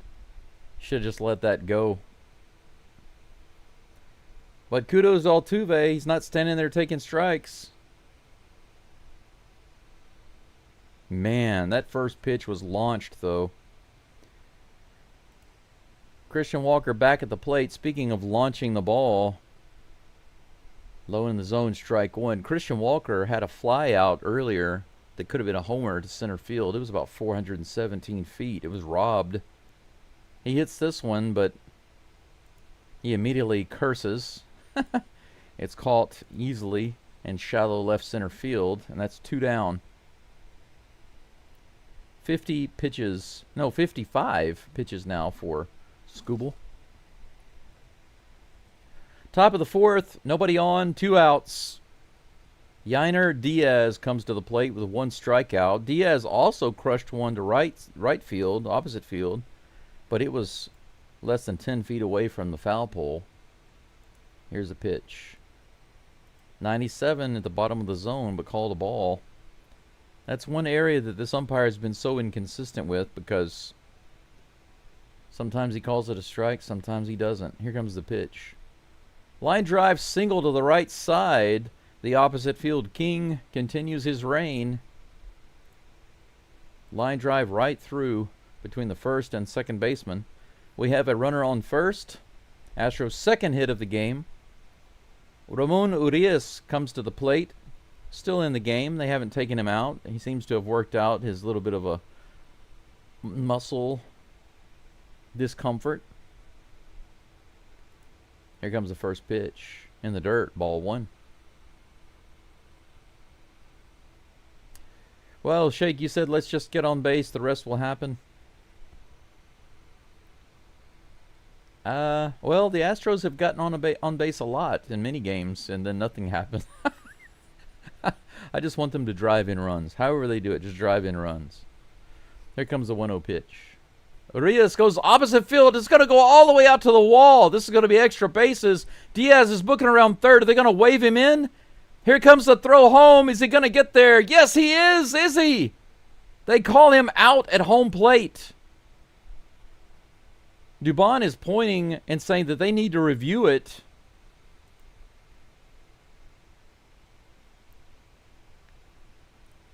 They are going to review it. The Astros are going to review it. Let's take a look at it here. I don't know. The tag might not have been there. His left hand came in around the tag.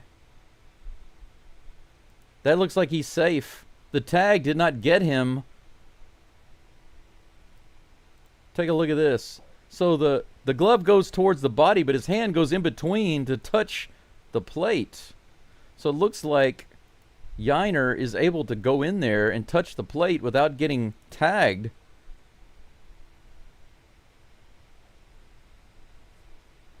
It was a good slide by Diaz. What's going to matter is, are they able to see that on the replay? Look at this. The glove comes in.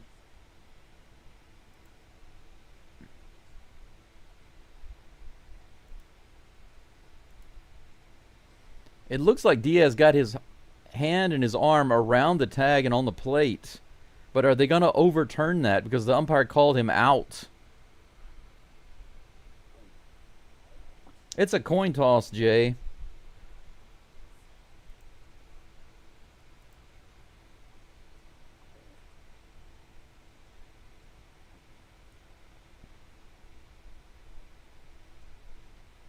They're showing a different angle on the board in the stadium, I believe. I don't think we've seen it. But we'll see. They're taking a long look at it. The Tigers are not off the field, so they don't believe that it's out 3 just yet. They're waiting to see what's going to be. Yeah, he is safe. If you look at it frame by frame, his hand got on the plate before that glove got to his body.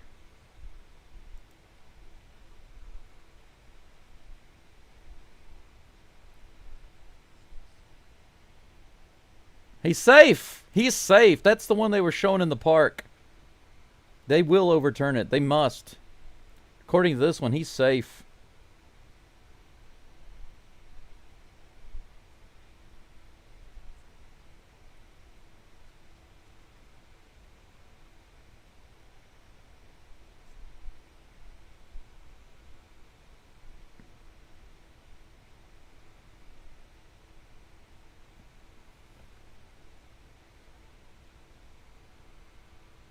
Yeah, Crispy, you're right. That's the one they were showing in the stadium that we didn't see yet. It's this one right here. They say that the call is confirmed. They call him out. They say that the evidence is completely clear. Now check this out. When they showed this replay on the screen, Scooble started throwing warm-up pitches. The Tigers thought for sure that it was going to be overturned. They were getting ready to pitch to the next batter, but then they confirmed that it was out, even though this one angle showed that the glove was not on Diaz at all when his hand was on the plate. The Astros are robbed by the confirmation of a wrong out call at home. 100% safe at home. 100% safe. Now, think about how crazy that is. They show the replay on the screen from that angle, and the Tigers immediately say, okay, the out call is going to be overturned. So Scooble starts warming up again because he knows he's going to have to face another batter that inning, and the Astros scored a run. But then they come back and say, nope, it's confirmed he's out. Everybody was surprised. And the Tigers start laughing as they come off the field. They're like, well, okay, whatever. Unbelievable. Unbelievable. And for those of you who don't know this, those replays, do you know where they go? They go to New York City. Did you know that? That's where they go. That's where the reviewers are, New York City.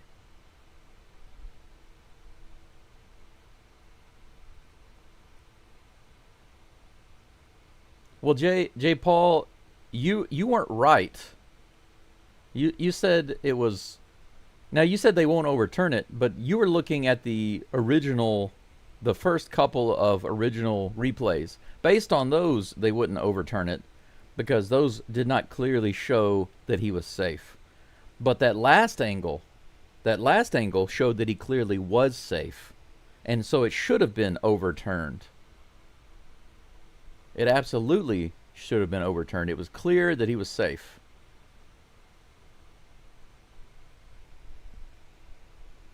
And I disagree with you. You said you don't even understand why they had the replay. I don't understand why they wouldn't. Why wouldn't they review that? He was definitely safe.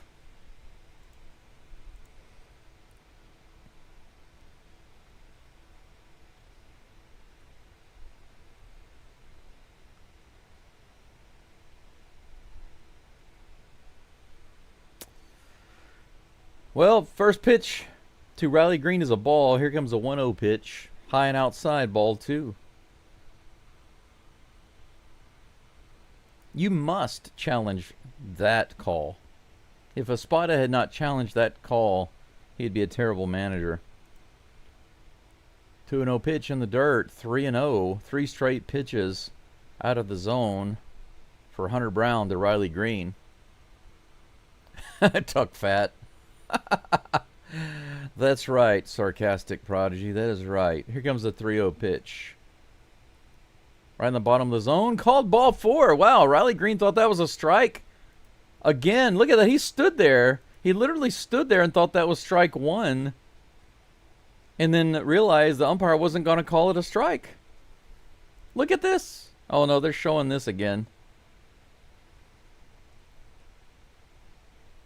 Yeah, obviously he was safe.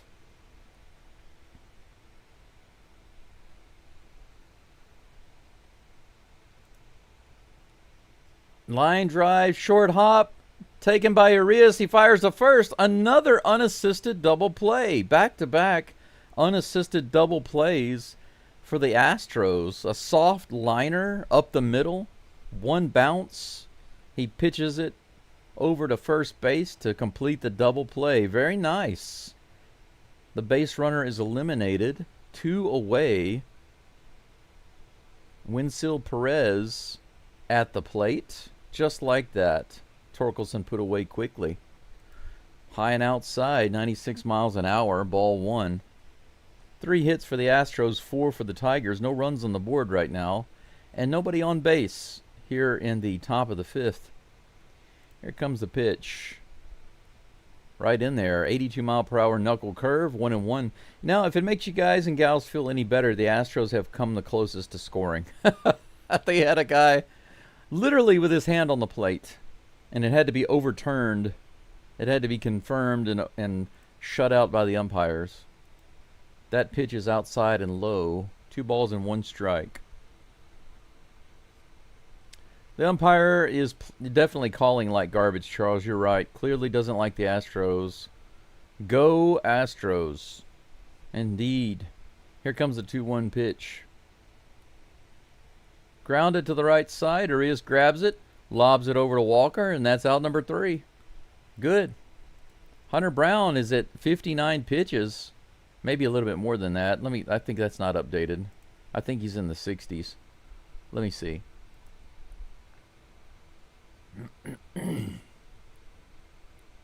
Yeah, he's got 60 pitches and 37 strikes. That's really good. Brown is now through 5 innings with 60 pitches. 62. Okay, just update it again.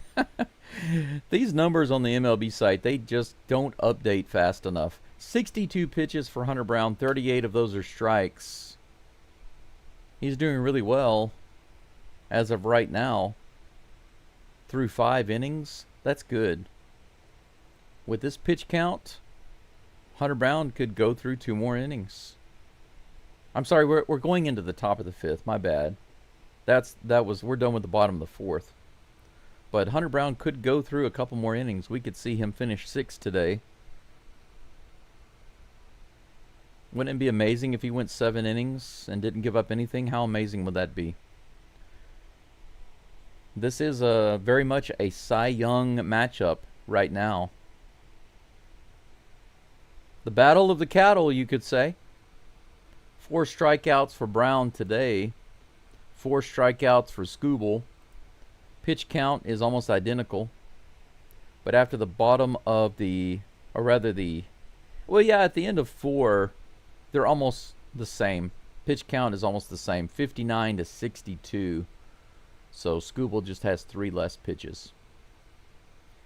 Mauricio Dubon at the plate. He'll be facing Skubal first, followed by Cam Smith and Chaz McCormick. Yeah, you're right, Crispy. I mean, the Tigers thought for sure that Diaz was safe at home plate. And then whenever it was called, no, he's out, they all kind of laughed and smiled and shrugged. They're like, well, okay, well, we'll take it. And they ran off the field. And then, yeah, they're showing a really good relay and everything. It was good defense on the part of the Tigers.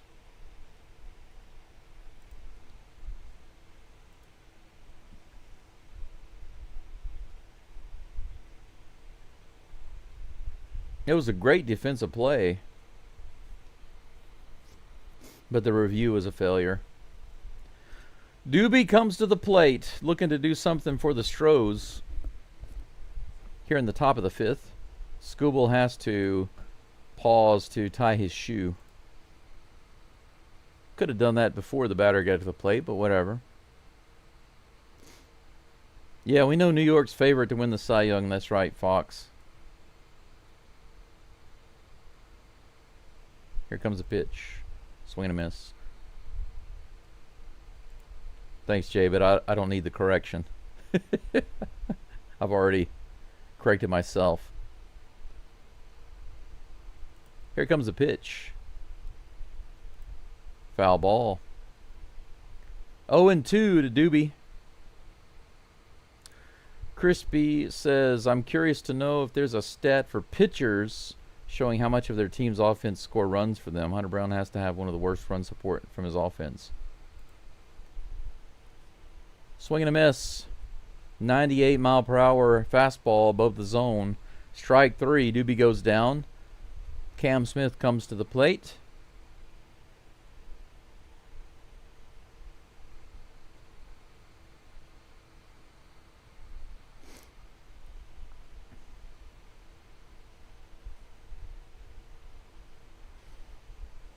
Here comes the pitch.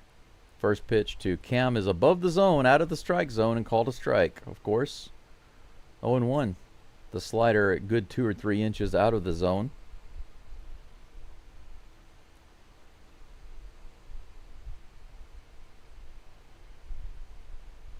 Oh and 1 pitch from Scooble on the way. 87 miles an hour on the changeup right in there. Strike 2. So he's putting the ball in hittable locations.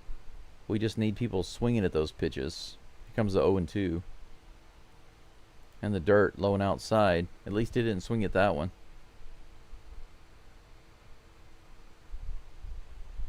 A Maddox strike, 87 miles an hour. 1 ball, 2 strikes to Cam Smith with 1 out, nobody on. Here comes the pitch. He swings at that one, 99 miles an hour right in there, and fouls it off. Back behind the plate. 1 ball, 2 strikes. Mr. Page says, you mean some guys in New York are biased against Houston? Who'd have thunk it? Yeah, it's amazing, isn't it? Unbelievable. Here's the pitch. 98 miles an hour. Again, slightly above the zone. Swing and a miss. Strike 3. 2 strikeouts swinging on the high fastball. Dubon and Smith go down. It's up to Chaz.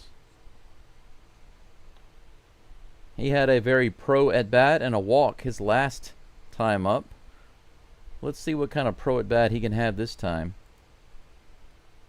98 miles an hour, swing and a miss in the top of the zone. That was a good pitch. Just couldn't get the bat on it. 0-1. Hey, Mr. Page, good to see you. Thanks for coming in. Brown's got it. Let's just see if the Astros hitters have got it. 69 pitches for Scooble. Here comes the next one. 0-2 now. Swing and a miss. Another 98 mile per hour fastball to Chaz. If I were Scooble, I would just keep throwing these fastballs, because if Chaz can't get the bat on it, might as well just keep throwing it. 97 mile per hour fastball, and he rips that one down the third baseline. He got the bat on that one just too early. So Chaz had the right idea there. He was like, well, if he's going to throw the fastball, I'll be ready for it. If he throws a breaking pitch here, Chaz is going to have to be careful to adjust. 0-2 is the count. Here comes the pitch. Way high. 98 mile per hour fastball. I'm surprised they didn't throw an off-speed pitch there. 1-2 is the count. Here comes the pitch. Yeah, and he does throw one finally. 88 mile per hour changeup, low and outside. Chaz goes after it. Surprised he didn't throw that on the last pitch, but whatever. Pitchers are not always thinking what I'm pitching. They're not always thinking what I'm pitching. Yeah, that's pretty much right. In my mind, I'm pitching this, and they're thinking something else. But same result. They get the strikeout. 3 strikeouts for Scooble. He destroys the Astros in the top of the fifth and adds to his strikeout collection. Hunter Brown has a lot of work to do to catch up to that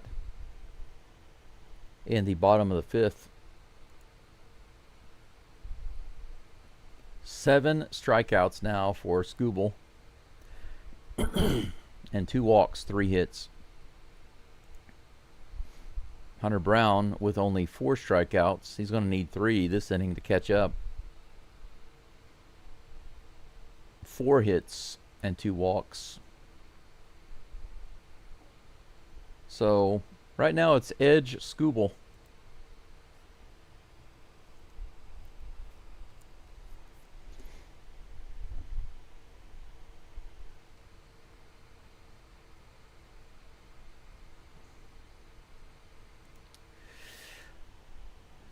Yeah, the umpire is making some questionable calls, Prodigy. It's inconsistent.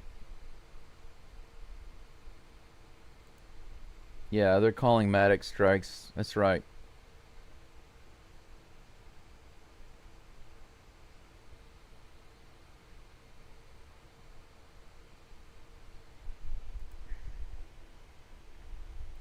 Yeah, J. Paul, we have a lot of innings without scoring.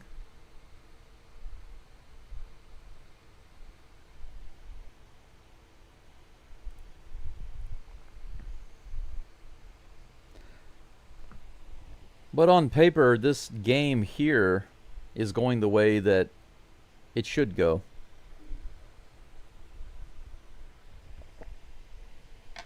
We've literally got 2 Cy Young candidates, 2 of the top 3 Cy Young candidates on the mound facing off right now. So it's not surprising that the result is what it is right now. Zach McKinstry at the plate. First pitch is outside, 95-mile-per-hour sinker, ball 1. If Taylor Scott doesn't pitch, that's right. Keep him out of the game tonight. 95 right on the inside edge, strike 1. The count is even. A 9-pitch inning would be great. I don't even care about Hunter Brown's strikeouts. I just want to see him get out there and get the outs and not give up any runs, however he does it. I want him to stay in the game for a long time. 96-mile-per-hour fastball fouled off.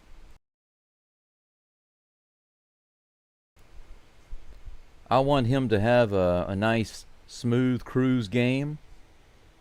Pitch a solid 7 innings, at least.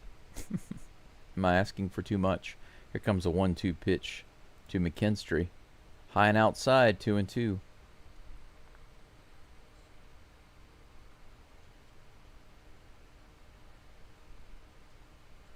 Yeah, Mr. Page, I'm not surprised. I expected the DFA of Scott after that performance. Here's the pitch. Fouled off. Actually, I wouldn't be surprised to learn that Scott was released from the Astros. Not even sent back to the minors, but just completely released. 2 balls and 2 strikes. As Drambam says, Brownie throwing the next pitch here. Brownie. 96 miles an hour, fouled off. The count remains 2-2. Too early to be bringing in Chaz McCormick.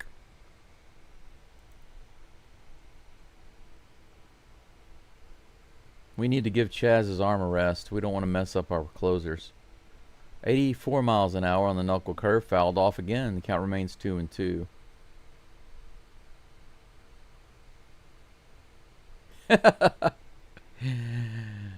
They call Hunter Brown the diesel because he's not fuel efficient with his pitch counts. Well, at least he's not loud like a diesel engine. This is hit hard to center field. It's back and Chaz is there. It's going to bounce off the wall. That's going to be a double at least. He's going for 3, it looks like. They're going to wave him. Here comes the throw, no throw. Triple. McKinstry put that one deep out into right center field off the wall. A triple off Hunter Brown. That's hit number 5 for the Tigers. 96-mile-per-hour fastball. Just put it in the right spot. He's not even a fast guy, but he had a lot of time to run. That play took way too long to develop. Lead-off triple. And that guy is winded over there at third base, McKinstry. Dylan Dingler at the plate, outside, 92 miles an hour. Ball one. Drambam says, I didn't say 9-pitch at bat. No, yeah. That's what it turned into, didn't it? And a triple. Here's the pitch. Up and in. Ball two. 96-mile-per-hour pitch. Brushing him back just a little bit. Fox at bat says, didn't the Astros have the same problem of not scoring runs shortly before they started their winning streak? It's happened before. Ground ball. Correa grabs it. Holds the runner at third. And throws it to first for the first out. Dingler goes down. Dingler's dinger is put away by South Korea. Trey Sweeney comes to the plate with one out. Runner on third. Yeah, that's right, Shake. We're still Hunter Brown. Relax. It's just the fifth. Here's the pitch. Look at that.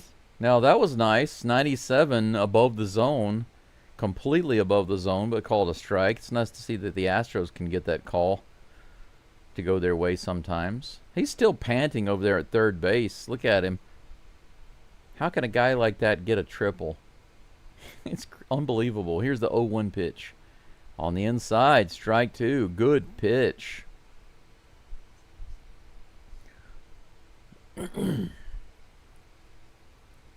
High strike. Inside strike. 0-2. 76th pitch. Coming to Sweeney right here. High and outside on the fastball.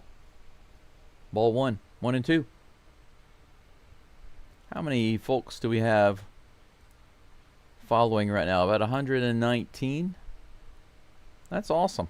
119 people on the live stream. Thanks for being here. Not as high as I was expecting. Maybe the Astros have just ticked off the fans too much recently. Another ball on the 96-mile-per-hour fastball. 2-2 is the count.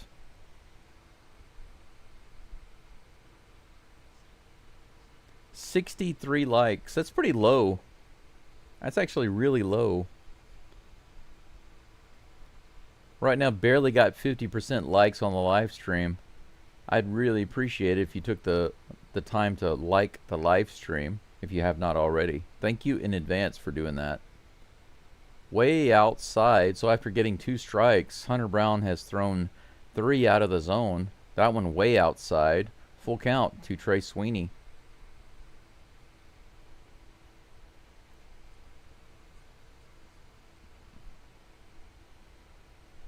.78 pitches for Hunter Brown. Here comes the next one on the full count. Got him with the knuckle curve. Big strikeout there. That's out number 2. Runner remains on third base. Take a look at this knuckle curve. Started off in the zone. Big drop. He went fishing for it. Couldn't get it. Beautiful pitch. Sweeney stands there looking confused at what just happened. 2 away. Colt Keith comes to the plate. Here comes the pitch. High. Diaz fakes a throw to third base. Sweeney is back. I'm sorry. Sweeney's at the one at the plate.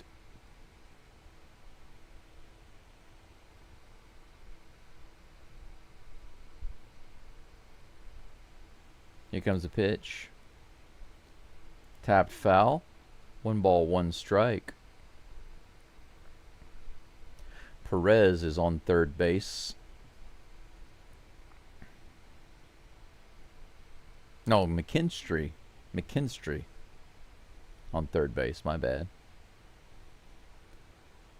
Here comes a 1-1 pitch. Keith takes that one outside. The knuckle curve way up and out. 2 balls and 1 strike. Yeah, Shake, it is. It's free to hit the like. Haven't gotten any super chats or donations today. Of course, that costs money. But liking the live stream is free. Becoming a subscriber is free. Here comes the 2-1 pitch.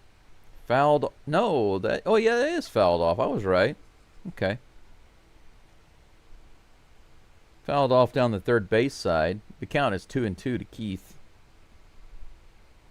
That was a little opposite field tapper, but just fouled down the third base line.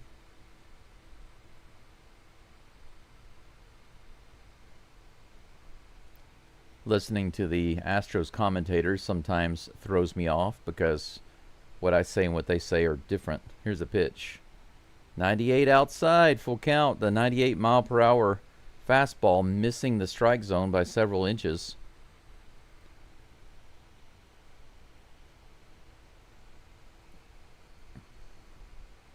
Very important pitch right here. 2 outs, runner on third, full count. Here's the pitch from Brown to Keith. Outside, ball 4. Knuckle curve missing way outside, and that is a walk. The third walk of the game for Hunter Brown. Runners on the corners, and Josh Miller will come out to have a little chit-chat with Hunter Brown. Give him a little break. Pitch count a little high this inning for Hunter Brown. And he's up to 85 total for the game. So before it was looking like he might even be able to get into the 7th inning, but now he'll be lucky to get through the 6th. He's going to have to shut it down right here quickly in order to have a chance to come back out in the 6th. The meeting on the mound is over. Everybody heads back to their respective positions. Gleyber Torres comes to the plate. 2 for 2 today. He's got 2 of the 5 hits for the Tigers.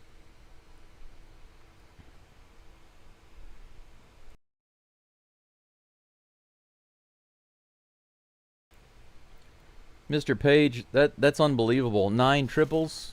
That guy, he's just hitting the ball in the right spot, right? Here comes the first pitch to Torres. Hit out to center field. Should be easily playable. Chaz is underneath it. There we go. The crowd went crazy as soon as he hit it. I don't know why. They were just too excited and too hyped up. So Hunter Brown gets exactly what he needed right there. A 1 pitch out. So Hunter Brown gets into another difficult situation. This is like the 3rd time he's had this difficult situation. And then boom, just the Altuve snap, you know, just snapped out of it. So he's up to about 86 pitches. We're going into the bottom of the... No, I'm sorry, the top of the 6th. We're done with 5 innings. Top of the batting order, due up for the Astros, Jeremy Pena, Carlos Correa, and Jose Altuve. Let's see what they can do here in the 6th inning. I'm going to go grab myself some more water right quick. I want to heat up some more coffee. I'll be right back, and go Astros.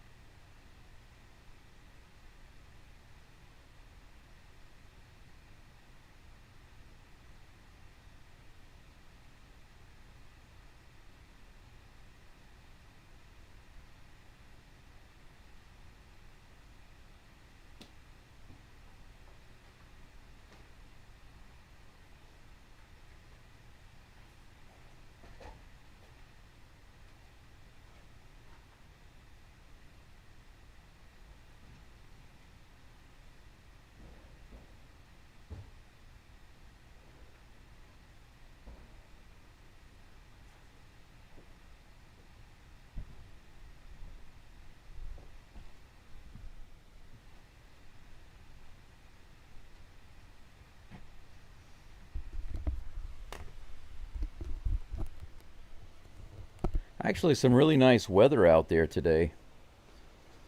Beautiful weather out here.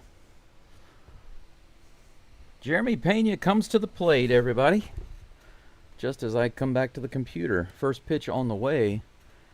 That's hit hard out to center field, but going to be playable. Put away at the warning track, just a few feet shy of the wall. The very first pitch, Pena goes after it and gives it a ride. And Sarcastic Prodigy, hey, with the super chat. Awesome.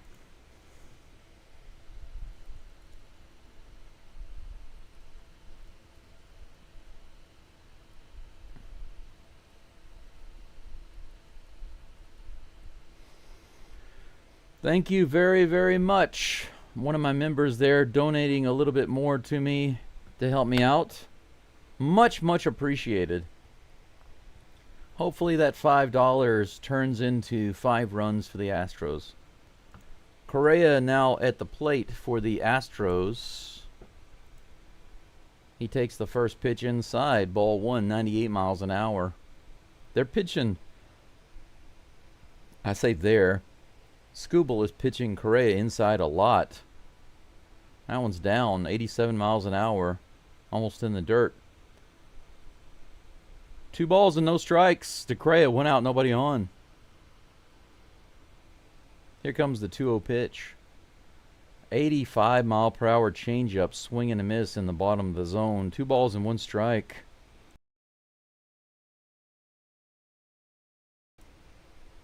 Here comes the 2-1. Below the zone.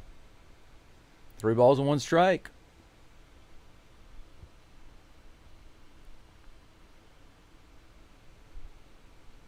Yeah, Crispy, you're right. He does, on a lot of those fastballs, he does miss quite a bit. It's probably because he's going for the edge, you know, the top of the zone, the bottom of the zone, the left, right side. Fouls that one off. 97 miles an hour. The count is full. 2-1 Mr. Carlos Correa. Susan says, Phillies Mariners tied up in the 7th. Come on, Phillies. Here's the pitch. Chopper to the right side. Skubal's going to have to cover, and he's able to do it. Correa gets tossed out at first base. Didn't look like Correa was hustling down the line as fast as he could be. Hard to tell. 2 up and 2 down. And we've got Altuve at the plate. The only question I have is, are we going to see the Altuve snap? The Altuve snap. They're having a meeting on the mound. Listen, we've come this far. What do we do? Scared of Altuve with 2 outs. I think that's hilarious. Think about this. It's the top of the 6th. They've got 2 outs. They're out there. They're out there having a long talk and laughing. Because, you know why they're laughing? They're like, this is Altuve. What do we throw? It's like, I don't know. I don't know that there's anything I can throw that's going to be a guaranteed pitch to get past Altuve. He pretty much hits everything, and that's probably why they're laughing. He's like, yeah, I know, right? So what do? Well, just, you know, whatever you want to throw is fine. It's not going to be any different than anything else. Here comes the first pitch to Altuve. 88 on the upper outer edge. The changeup, strike 1. Hey, Daryl, I'm all right. Thank you. How are you? Cy Young drama. That's right, Drambam. Here comes a pitch. 88 on the outside edge, swing and a miss. 89 miles an hour. It said 88 on the screen, and then they changed it to 89 for some reason. Does that really matter? No balls and 2 strikes. The crowd is very quiet right now. I think they're scared. They're not cheering, even though it's 0-2. Come on, Altuve. 93 up and in, swing and a miss. Another strikeout. Altuve goes down on 3 pitches. Nothing doing for the Astros through 6 innings. 3 hits. No runs. 5 hits. For the Tigers, no runs. This game has has gone through 5.5 innings with not a single run scored. The Astros got their hand on the plate, and it was taken away.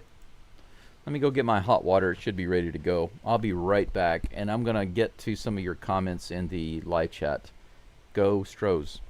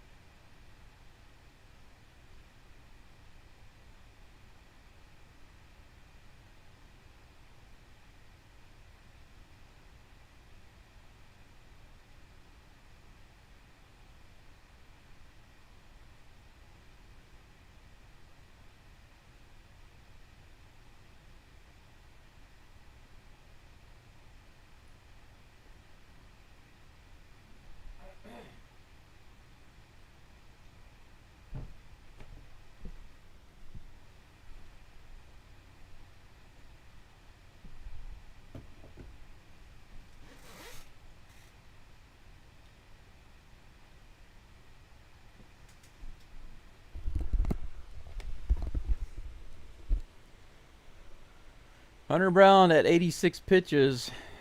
He is back on the mound, I believe. They're showing some highlights.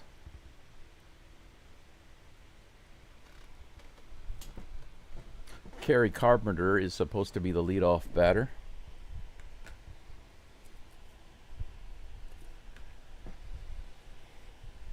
Yep, that's right. 86 pitches. 83 for Scooble. Here comes the first one to Carpenter. Low and outside on the changeup. Ball one.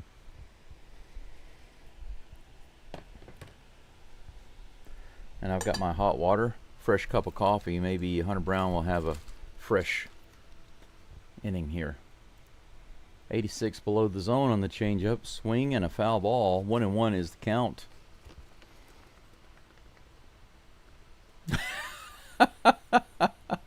Mr. Page, I just saw your question about the coffee break. I've been meaning to create a really funny, silly coffee break song.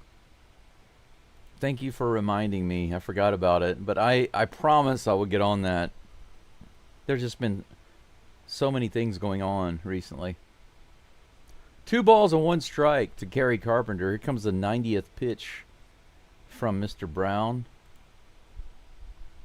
Swinging a foul ball. The changeup up and outside. 2 balls and 2 strikes. I was thinking about using a song from this cartoon called Home Movies.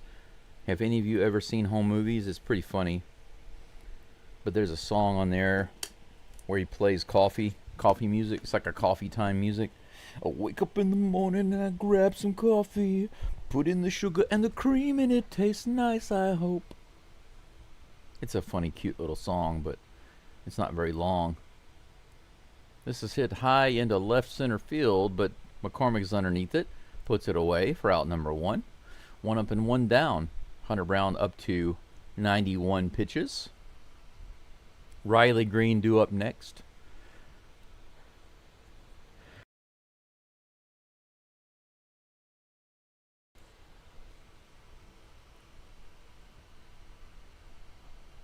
A Jeopardy theme. I think I can come up with something better than that.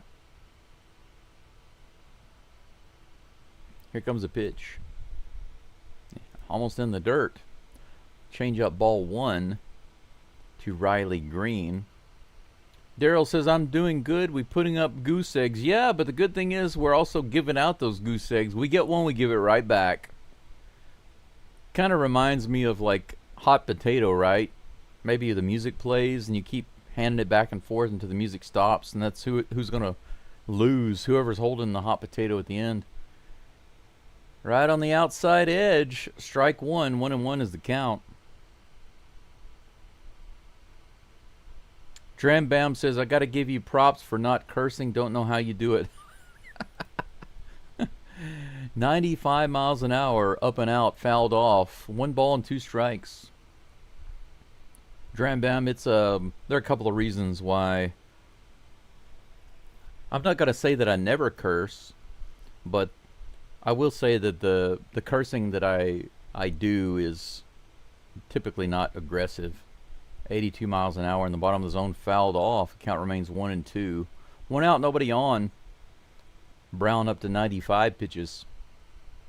But you could say that when I was growing up, my mom and dad, if I said crud or crap or even butt, any word like that, even the light words that should be okay to say, I would get in a ton of trouble for saying those words. Here's the pitch. Outside. The 4-seam fastball missing by a substantial sum. That's 2-2. But later on, of course, when I got older, when I was a young adult, I didn't think that cursing was necessary, and depending on how it's used, I think it can also show a lack of intelligence. 88 miles an hour again outside on the changeup. The count is full. But I believe that cursing used at the right times, in the right places, in the right context or situation is fine. But it needs to make sense to me. Here comes a full count. Strike 3. Hunter Brown hits his glove. Picks up another strikeout there. 2 away. Riley Green goes down. 98 pitches now for Brown. 94 mile per hour fastball up and outside. He tried to go after it. Couldn't get it. Good. Spencer Torkelson at the plate. Here comes the pitch. All right, 81 miles an hour on that knuckle curve inside. Strike 1. Good start. Crispy. But another reason, Dram Bam, is that I think a lot about what I say before I say it. And I'm considerate that there are some families and children listening to this live stream, so there's no reason for me to be cursing. Line drive down the third baseline, just barely foul. That's luckily strike 2. It could have been all the way to the wall. On a live broadcast like this, where I'm doing the live play-by-play, this isn't simply a commentary. You know, I'm not doing a watch party where I'm sitting here yelling at the screen and cussing and you know, like a lot of the live streamers are doing. Oh, come on, blah, blah, blah, blah, blah. I'm doing a live play-by-play, so I have to keep that in mind. Be a little more professional, you know what I'm saying? Look at that. A short hop to Jeremy Pena, scoops it up and fires to first base. 6 innings. Shut out by Hunter Brown. 5 hits. 6 strikeouts. Hunter Brown putting on a good performance here. Tarek Skubal and Hunter Brown both doing a phenomenal job through the first 6 innings of this game. Now it's just a matter of who's going to break through first with the bats. What a game. This has been a pitching matchup for sure. This has definitely been a Cy Young pitching matchup. That's for sure. But another thing is, Dram Bam, I will add this. It's also about, you know, various things happening in my life to show me that I need to change myself from the inside out. I should be in complete control of my emotions. We all should be. The fact is, most people are not. Most people allow their emotions to control them. Some of you probably believe, because a lot of people do, I've talked to many people about this, and many people believe that, you know, you can't control your circumstances, and you can't control other people, and you can't control everything that happens in your life, and therefore you can't control your emotions. So what a lot of people believe is that because things happen that are out of your control, or other people do things that are out of your control, and all of these outside things happen that are out of your control, then those things control your emotions. But this is actually not true. it is true that people are going to do what people do, and circumstances happen that aren't what you would necessarily choose, and undesirable things happen. I mean, I have cancer right now. I have cancer. My doctor told me I was going to die. He told me a year and a half ago I was going to die in 2 years. He hasn't changed that prognosis. So, am I supposed to be emotional and sad or angry about that, and say, well, of course I should be emotional because look at the situation? I don't believe so. I believe that I can control my emotions regardless of the circumstances or the people or the situation. So, getting upset about an Astros game is an easy thing to avoid. Walker takes the first pitch in there for strike one. The 97 mile per hour second pitch is high for ball one. The count is now even. Walker started off with a bid for a homer, but just barely missed it. Here's the pitch. He fouls that one back. 97 mile per hour stinker. 1 ball, 2 strikes.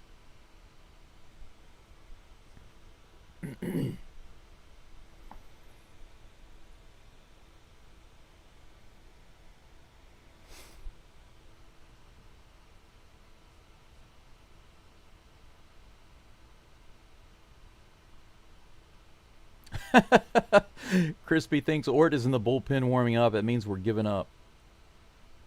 I don't know. I think it's just because we don't have as many choices. Fouled off. Count remains 1-2. That was a 99 mile per hour fastball by Skubal. Skubal's up to 87 pitches.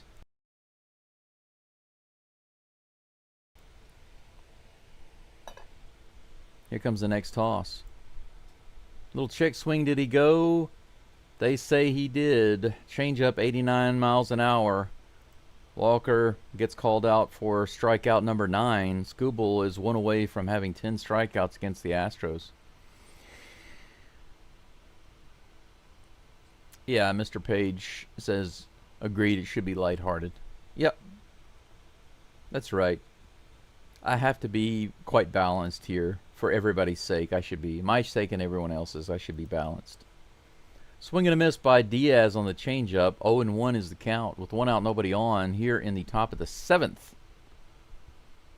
I don't know what a Chefman quick water boiler is, but 98 miles an hour below the zone. Once I get all of my stuff moved into my other room and I get my room set up, I'm going to have I already have a nice water kettle that heats up a ton of water, but it doesn't just heat up a ton of water, it also keeps it hot.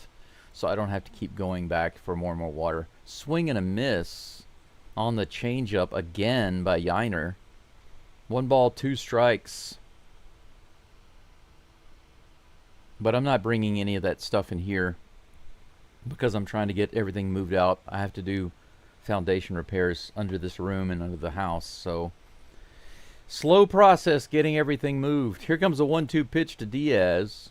He taps it to the mound and he throws a lob over to first base. What a terrible throw. It was a garbage throw, but he had more than enough time to make it. Skubal made that bouncing throw over to first base. Look how silly this is. Bounces it. Weird. 2 outs. Ramon Urias at the plate. He has played spoiler for a couple of games recently, right? Against the Orioles. I wonder if he can play spoiler right now against Skubal. Against Skubal's shutout. Here comes the 0-1 pitch. He fouls it off. 99 miles an hour. 0-2.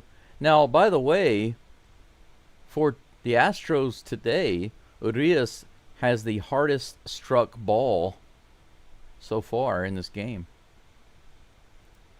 Tigers have a guy going in the bullpen. Here's the 0-2 pitch. Swing and a miss on the outside edge. 94 miles an hour. Strikeout. That's strikeout number 10 for Skubal. He gets over 90 pitches. Gets his 10th strikeout, so he is He has won the battle against Hunter Brown in this game, as far as stats are concerned.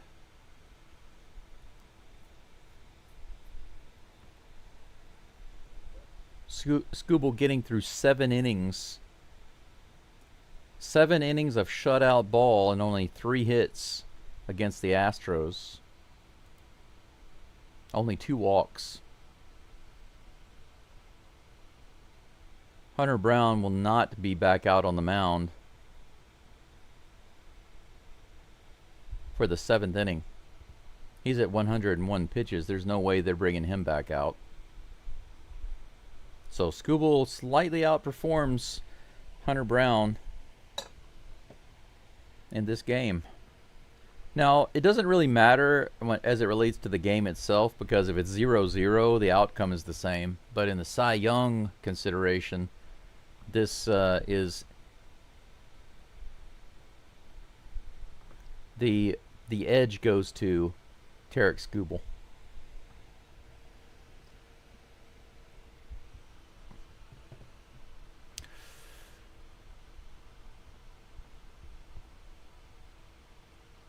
Oh, thank you, Drambaum. Yeah, I do appreciate it, really, though. I do appreciate you saying that. It matters to me. Because, you know, I don't remember the last time somebody said that to me, you know, expressed any kind of appreciation for that. But I would say that the main reason I do it, the main reason I control what I say, is for the people who are listening. It's consideration for the people who are listening.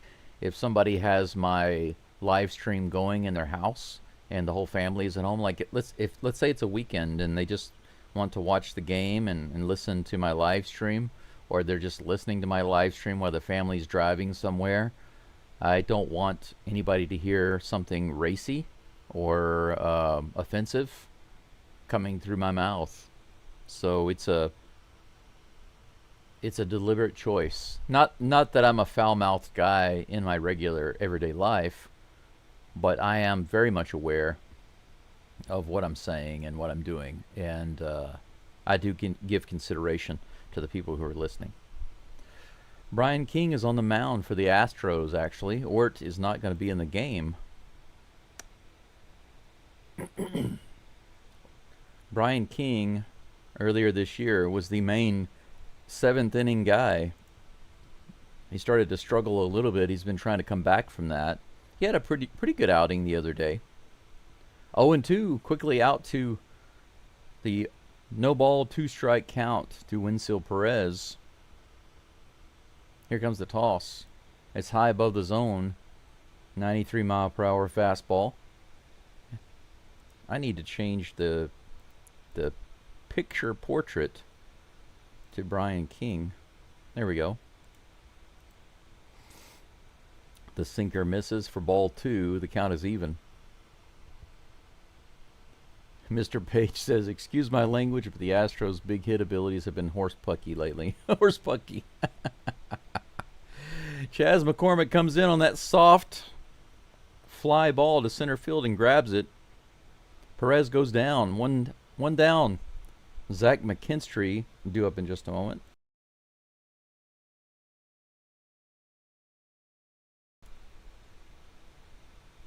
I think my vitamin D3 and getting the extra sun has really been helping me a lot. My cough is getting better, but still not gone. I've been dealing with this cough now for many weeks. King and Diaz have a little chit-chat on the mound before facing Perez. I'm sorry, McKinstry. Thank you, Daryl. I appreciate that. Fish-eyed fool, thank you so much. The sun will indeed come up tomorrow. Absolutely. Nothing we can do will stop it. Here comes the pitch. Nice. 94 miles an hour in the lower outer edge. Fastball, strike 1. Next pitch. Actually, Andy Ibanez is batting for McKinstry.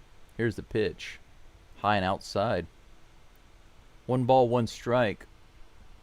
Jordan says, sounds like to me you're about ready for the next test. Me too, maybe. Yeah. It's preparation. I don't look at things in the way of testing as much as forging. Once you're forged,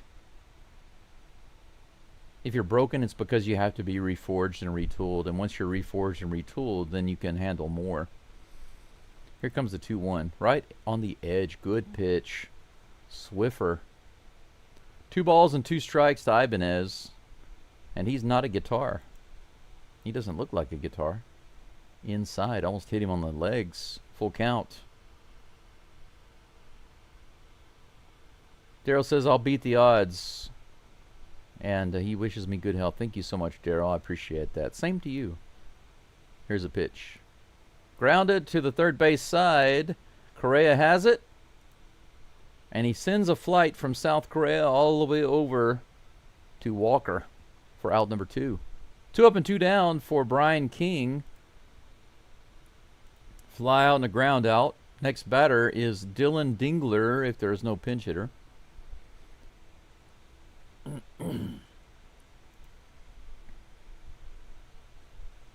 Kyle Finnegan is warming up in the bullpen. A guy they brought in from the Nationals, actually. High and outside. 1-0 is the count to Dingler. Dylan Dingler.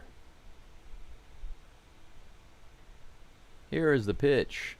Hit high in the air and out of play. 1 ball, 1 strike. Can you imagine the kids tormenting this guy in school? I can imagine it.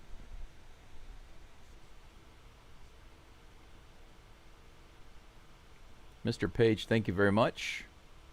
I'm glad you're rooting for me. I'm rooting for all of you too. I want the best for everybody. I really do. Here comes the pitch. Fouled off. 1 ball, 2 strikes on that fastball. Dylan Dingler down in the count. 2 outs, nobody on. Brian King 1 strike away from having a nice clean inning here with the Astros. In the bottom of the 7th. Here comes the next pitch. He hits this one high into the air in left field, but Pena is able... No, that's Dubon. No, Pena. Okay. I don't know why the commentators just said that Dubon was back there. That was Pena who drifted back and took it. 3 up and 3 down. A nice solid inning from Brian King, but for some reason they're showing Skubal instead. Man, is it just me or has Skubal gained a lot of weight? Has he always been that thick? I don't know. I don't follow the Tigers too closely, so I don't know. He's a beefy guy.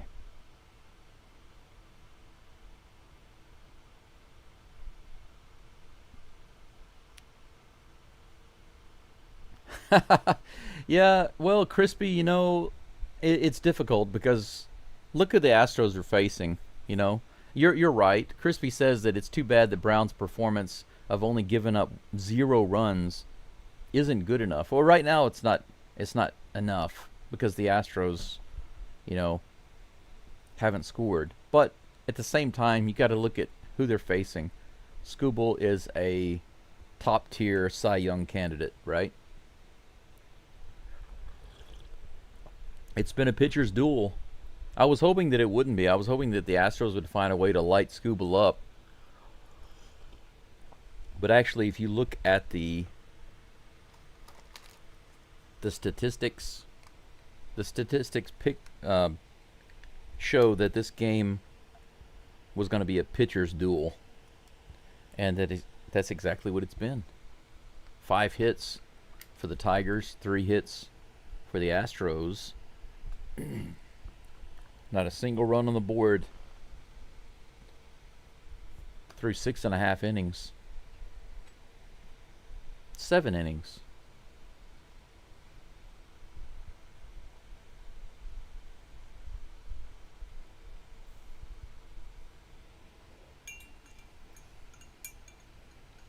If you like pitchers and you like pitching games, this game is right up your alley. It's exciting if you're a pitcher guy.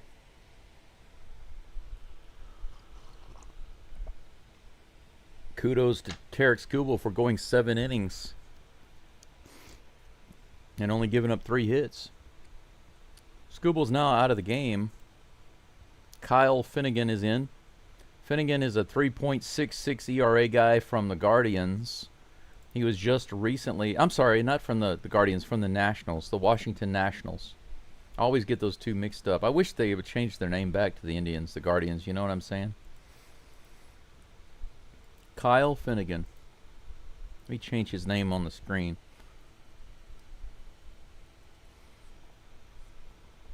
Maybe this is a guy we're more familiar with. And we can hit.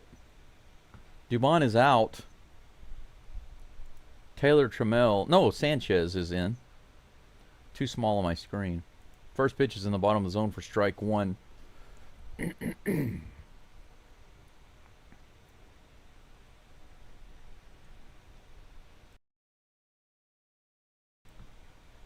Finnegan is a right-hander.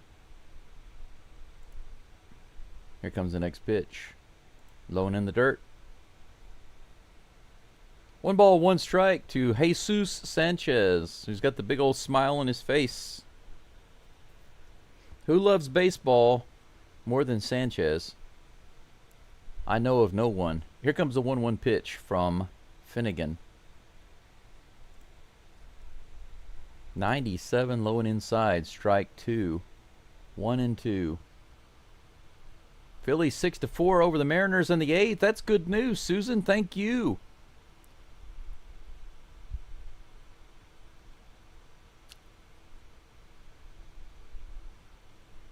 Well, Crispy, I see what you're saying, but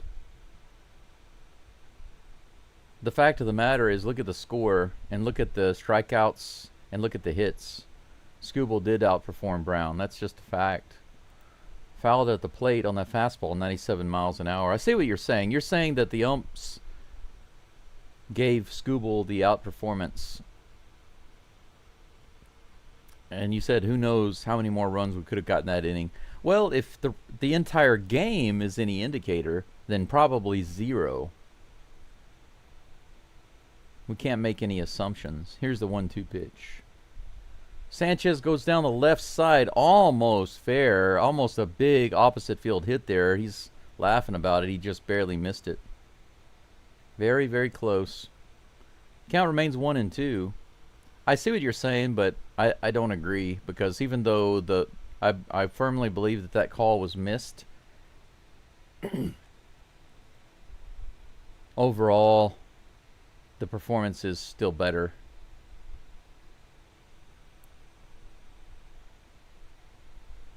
Look at the overall stats.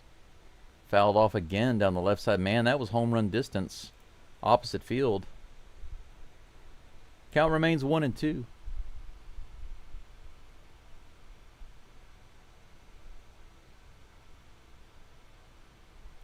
Jay, we don't have to score.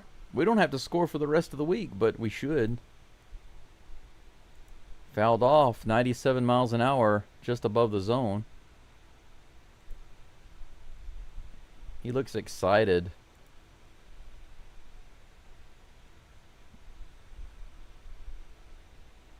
Here comes another 1-2 pitch from Finnegan.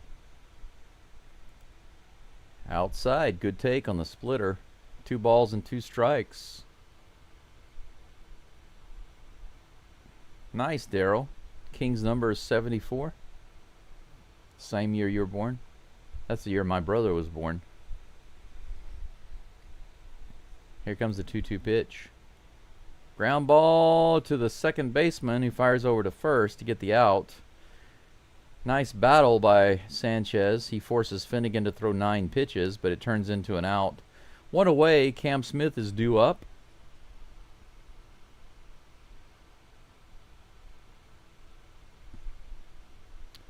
Okay, gotcha, Travis. Yeah, small device and boils really quick. Now, this is the basic water kettle that I've been using. It's enough to give me like 4 cups of coffee. 4 big cups of coffee, by the way. But I have a really big kettle that once it heats up the water, it stays hot. Blade Rogers, rather Jacob Melton, is in batting for Cam Smith. So we have another lefty at the plate. 96. Wow. Above the zone, called a strike. Melton shakes his head, and rightly so. 0-1 is the count. Here comes the next pitch from Finnegan. 87 in the bottom of the zone. A splitter, swing and a miss. 0-2, just like that.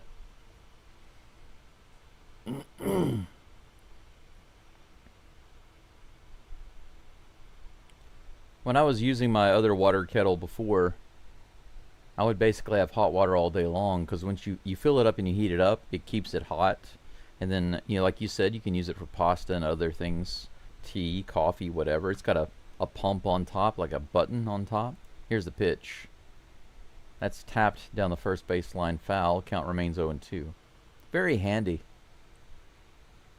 Once I get set up in my other room, I'm going to actually put it right at my desk so that I can just reach over and get water whenever I need it. I don't have to keep getting up and leaving. I do need to get up and stretch my legs, though. Very important to keep getting up a lot, stretching my legs. Bottom of the zone, just below the zone. Called a ball. I'm surprised the umpire didn't give him that call. Dangerous take, but he got it. 1-2 is the count against Melton. Blade Rogers. The 1-2 pitch with one out, nobody on. Melton takes it right down the middle. 97 miles an hour. Right in the middle of the zone. Strike 3. Okay, well, we didn't need Melton to come in and take a third pitch. We could have had Cam Smith do that. Taylor Trammell is now in. So every single outfielder has been replaced with lefties. Sanchez, Trammell.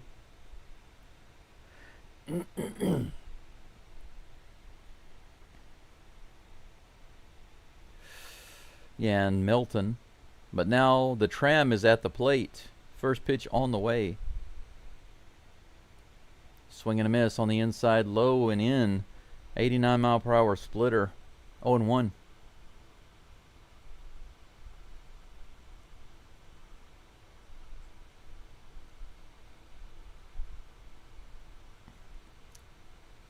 Well, yeah, Brown pitched really well. I mean, look at it. He got through 6 innings, 5 hits, and no runs. That's awesome.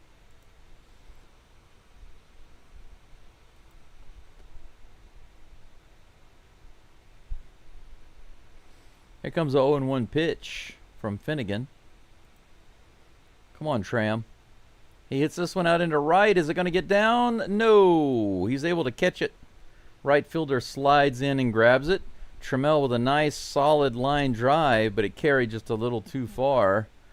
And the right fielder is able to play it. That's it for the top of the 8th. 3 up and 3 down for the Astros. Nothing doing. We go to the bottom of the 8th. This game's still 0-0.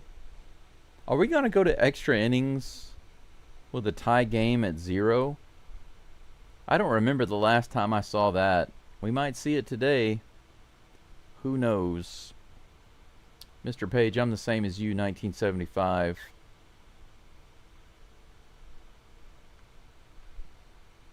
Yeah, Scooble's not going to get a win. Got to have a run on the board. That's good.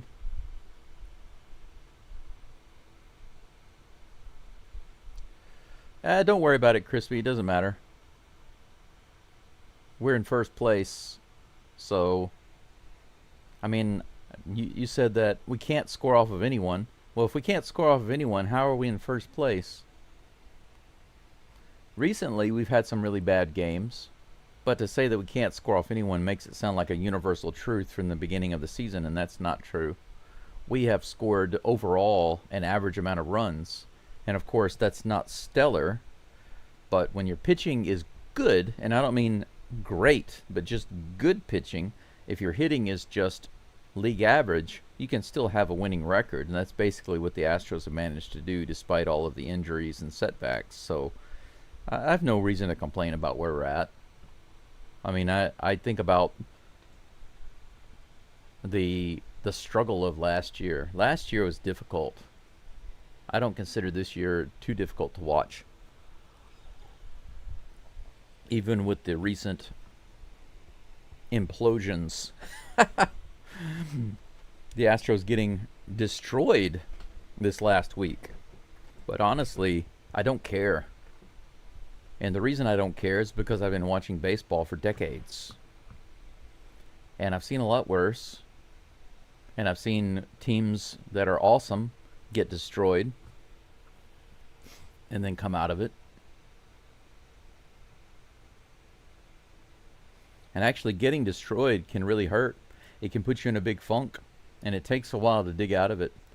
I mean, do you not recall us beating the Dodgers 18-1? And then it sent the Dodgers into a skid. We didn't just beat them 18-1. We swept them at home in Dodger Stadium, and we did it on Independence Day. We destroyed them on Independence Day. We took a lot of steam out of their sails. Bennett Sousa is now in the game for the Astros. But my point is that we sent them into a bit of a spiral for a while. They really got affected by that mentally. And it took them a while to kind of dig out of it. The same thing is what the Astros are going through right now.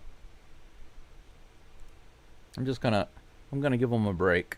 I'm gonna give them a pass. Just gonna love them anyway. I'm gonna love them through it.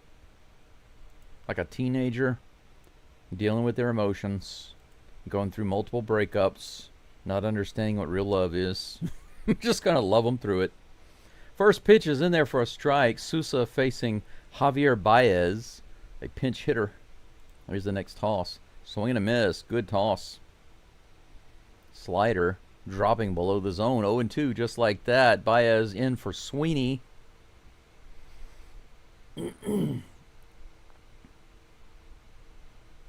Clear Lake, Texas. Swing and a miss. DeAndre's going to have to throw it to first base, but he easily gets it for the out. Sousa with a 3-pitch strikeout to start off this inning. This Sousa is my favorite version. I used to live in a place called Clear Lake, not too far from Mansfield in Louisiana, Daryl.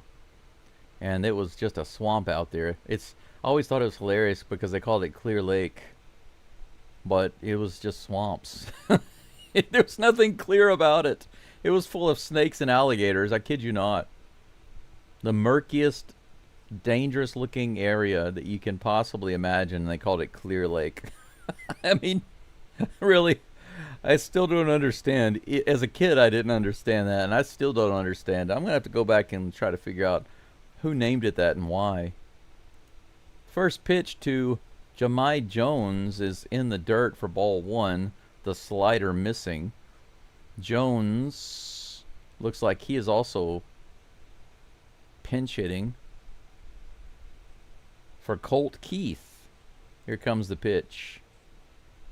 At 94 miles an hour, low and inside, called a strike. Good pitch. Jones didn't like that one too much, but it was in there, in that corner. 1 ball, 1 strike. Here comes the toss. Man, he crushed that one, but he got around on it way too early. The 85-mile-per-hour slider goes foul. They called that an Isak. And Isak Paredes hit a bomb, but fouled off way too early. 1 ball, 2 strikes. Here comes the pitch to Jones. Sousa throws that one in the dirt before it even got to the plate. 2 balls and 2 strikes. A new pitcher going in the bullpen. Will Vest. Will Vest going in the bullpen for the Tigers. 2 balls and 2 strikes, 1 out, nobody on here in the bottom of the 8th. Very quiet. The stadium seems to be pretty full, but there's no noise at all going on. Everybody just sitting there. This is a very controlled crowd for Detroit, isn't it? I see a lot of old people in the background there. Is Detroit just full of old people now? 95 miles an hour on that pitch. Could have been a strike 3, but it's a full count. Here's the toss. Shatters his bat, and he pops up on the right side. Walker comes in and grabs it for out number 2. Good job there.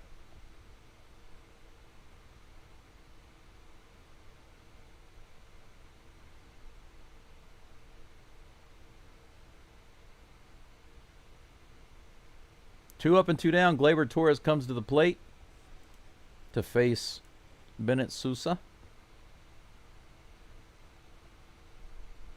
Shrewdly done. Welcome in. Good to see you. You said I have not missed any Astros runs. You haven't missed any runs. Astros or Tigers. You've missed a little bit of action and some good pitching, but you haven't missed any runs. 1-0 is the count to Torres. Here comes the next pitch. Low and outside on the slider, 2-0.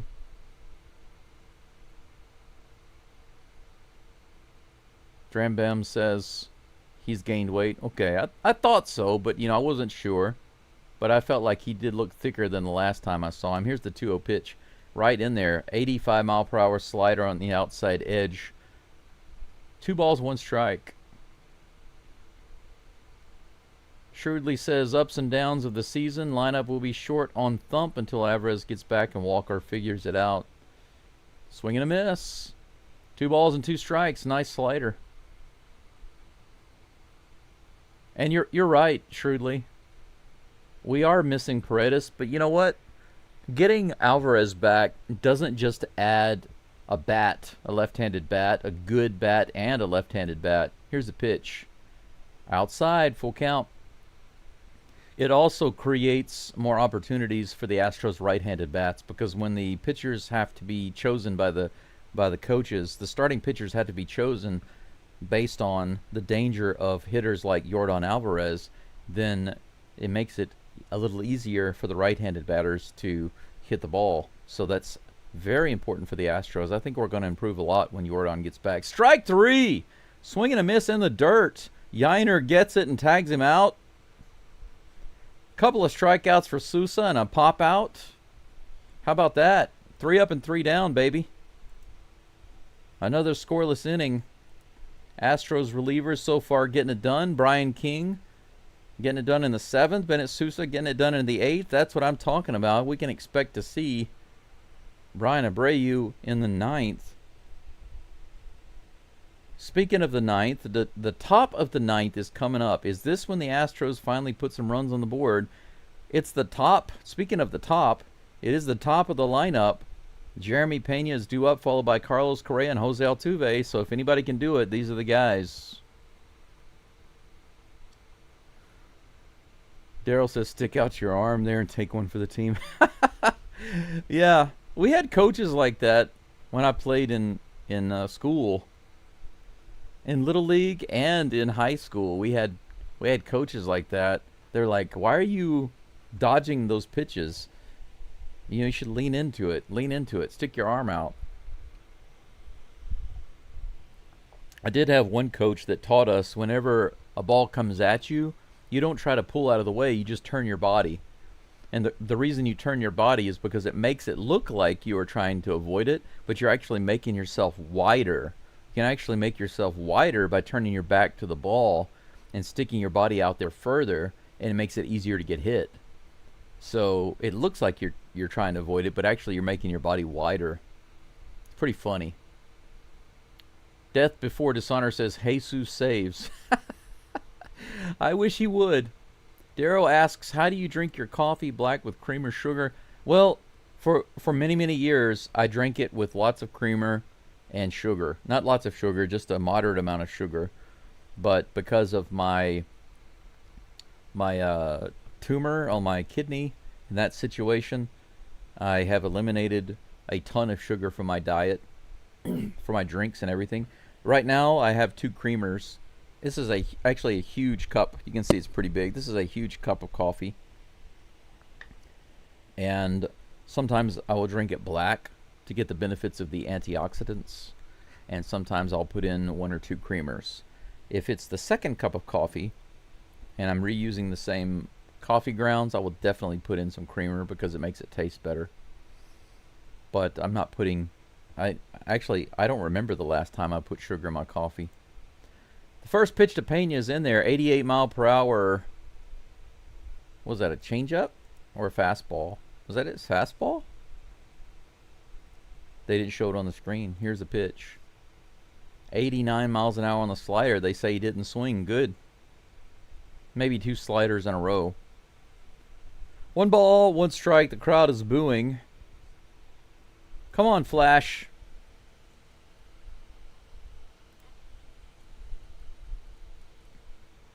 Low and outside, and ball 2. 97-mile-per-hour fastball, just barely missing. 2-1 is the count against Pena. Come on, Flash. He hits that one right to the second baseman, who fires over to first base for out number 1. Unfortunate. South Korea comes to the plate. Phillies win over the Mariners. Thank you for the update, Susan. That's awesome. Shrewdly says, I don't get the Melton pitching hitting idea on either side of the spit. Cam is still better hitter. Spotted turns into bigger sometimes. Yeah, I mean, Melton hasn't done anything at all to show that he's worth playing, honestly. First pitch to South Korea. 98 on the inside, fouled off for strike 1.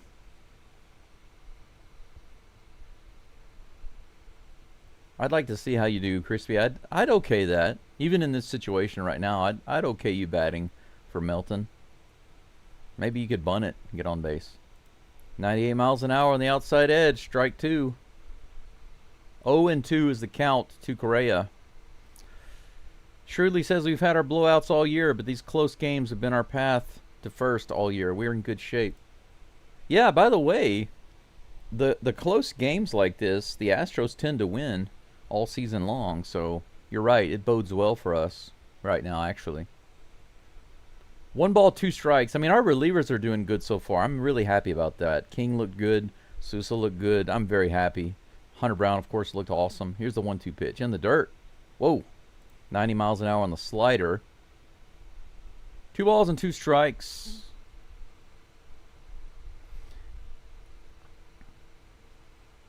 Yeah, I don't understand. But Melton is a left-handed batter. That's why they put him in there, because we have the right-handed pitcher. They're trying to figure out a way to get some hits. That's why, but, you know. Line drive shot by Correa into left field. There's a hit. A ripped line drive. First hit for the Astros in about 1,000 innings. That's the 4th hit this game. First hit off the relievers. Fastball low. And that brings up Altuve with 1 out, 1 runner on. Oh, man. Are you all praying for the 2-run shot like I am? I certainly am. Here comes the first pitch to Altuve. That is outside, but called a strike. 97 miles an hour fastball. Fully outside the zone. 0-1 is the count. Will Vest on the mound for the Tigers. I haven't changed that on the screen yet. Here comes the next pitch. Inside and foul tipped off his bat. That was a tough foul. 0-2. Just like that, he's down 0-2.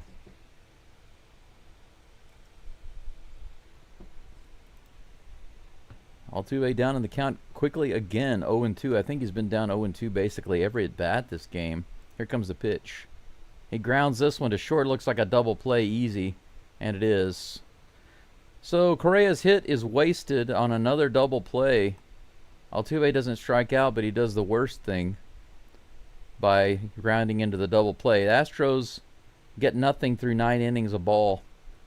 Nothing but goose eggs. 4 hits for the Stros. 0 runs in what we would call regulation play. The Tigers with an opportunity to walk it off in the 9th. We'll see what happens.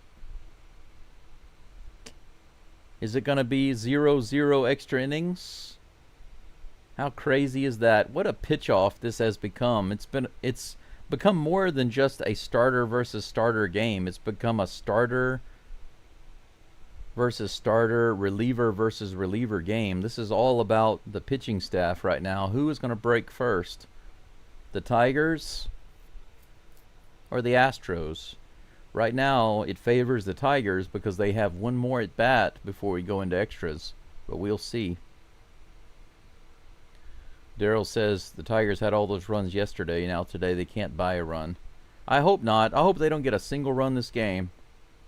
I'd be more than happy to win it in extras. Let's do it.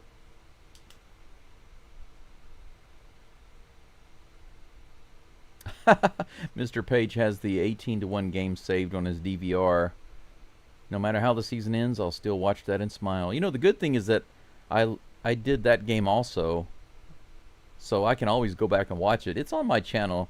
For any of you who want to go back and relive that, you can actually go back on my channel and look through my live videos, and you can go back to that game where the Astros played the Dodgers and beat them 18-1. You can watch it.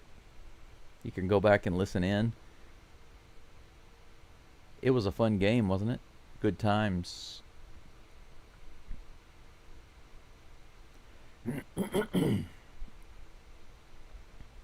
Yeah, Charlie says there's no one else, Jay. That's right. When you need a left-handed bat against the right-handed pitcher to try to get a hit. How many choices do you have? Well, you have Melton. Who else can you bring in? Really, nobody. So Charlie's right. There's nobody else. Brian Abreu is in the game now for the Astros. If he can lock it down, we will go into the 10th inning. Let's see.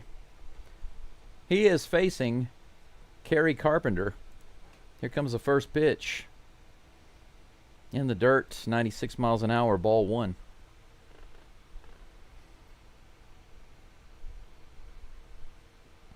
Trambam says probably the same person who named Greenland Iceland.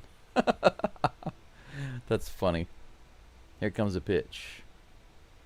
A little outside on that fastball, 95 miles an hour. 2 balls and no strikes.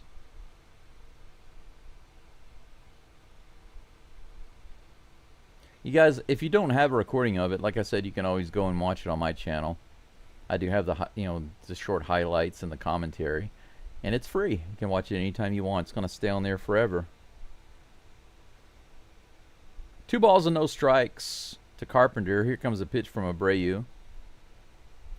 Slider in there, and he fouls it off. 2 balls and 1 strike. We need a pitcher with the last name Goose. Wasn't there one Goose Gossage? His first name was Goose. Eric says, how'd he go? Did I miss anything? Yeah, you missed some great pitching. Speaking of great pitching, slider in there, swing and a miss, strike 2. The count is even. It is definitely clutch time, death before dishonor. Here comes the toss. Fouled off. Count remains 2-2. J. Paul, that's right. The best Magnum PI and Kaiser Souza have looked in a while. That's right. They've looked really good. Here comes the next pitch. Sharp hit down the right line, the right side line. Walker grabs it, throws it to Abreu, who jumps on the bag. They call him safe. Abreu says, I touched the bag. Look at this. Look at this. He's on the bag right there. He's on the bag. He's out. They called him safe.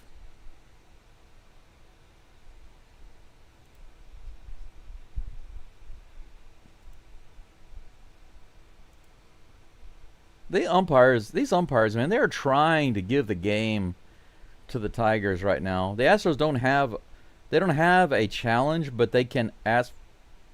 Okay, they just overturned it because they asked for a crew chief review. It took them about 4 seconds to overturn it. That umpire at first base, man, fire that guy. I'm sorry, but you have to fire a guy like that. It was so obvious.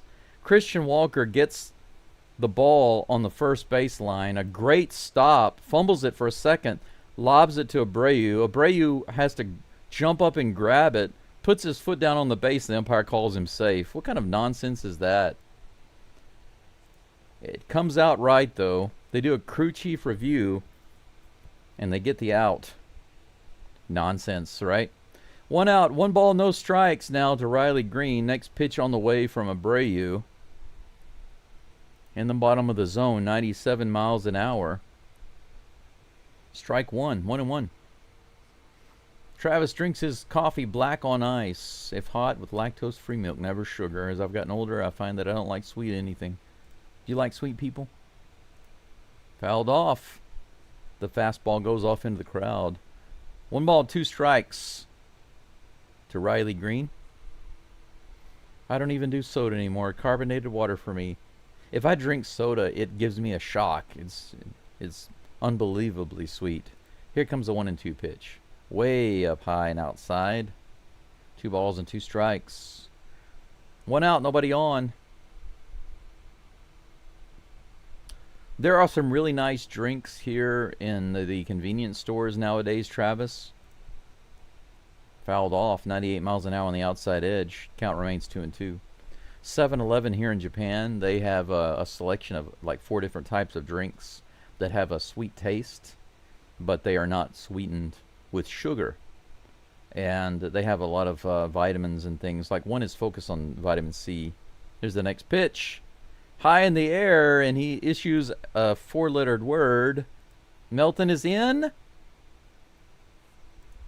Sanchez was coming in too, but Melton called him off, and at the last moment, Sanchez dove out of the way and let Melton take it.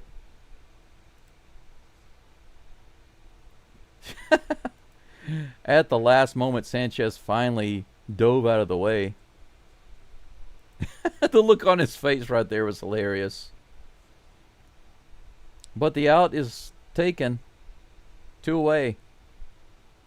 Ripped down the left field line. Foul. Strike 1.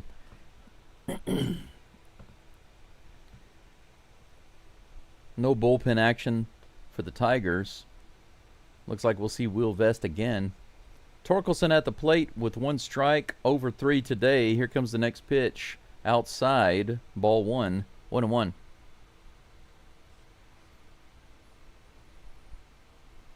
Good job, Phillies. Absolutely. Here comes a pitch. Outside. And in the dirt. 2 balls and 1 strike. Crispy says the Astros make me want to start smoking. Don't do that, man. This is the only bad addiction you need. Here comes the pitch. The 2-1.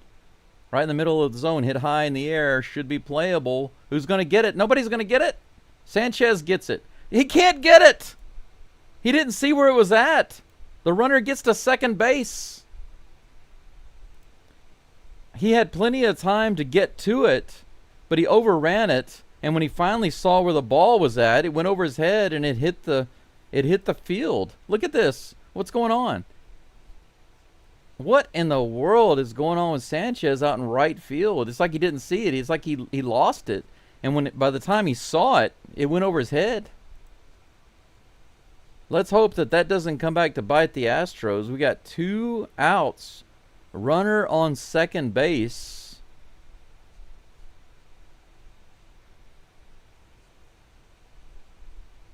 At first, Walker started to float out there, but it looks like it was too far for him, so he stopped. Sanchez came in, and it looks like he didn't know where it was at. But Winsil Perez comes to the plate with a runner on second and 2 outs. This is where Abreu must show his power, his abilities. Here comes the pitch. Slider on the outside edge. Strike 1. It has been an umpire game, Travis. That's right. I mean, the pitchers were good, but the umpires added to it.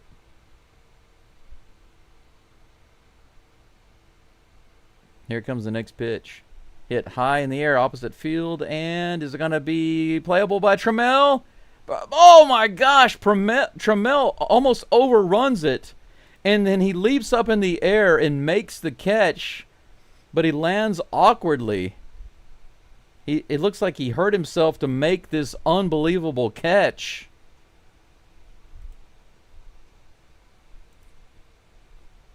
Trammell makes an amazing catch. He runs his butt off to get over there, almost overruns it, jumps up to catch it at the last moment, makes the catch, and he comes down awkwardly. Let's take a look at this again. Look at this. Yeah. What a great catch, but 100% maximum effort by the tram, but he is still down. They're now helping him up. Nice to see the Tigers standing up and giving him a standing ovation there. Wow. Man. Whoo! Tram showing Sanchez how to catch the ball, but not how to land, that's for sure. Getting some love from Abreu. Holy cow.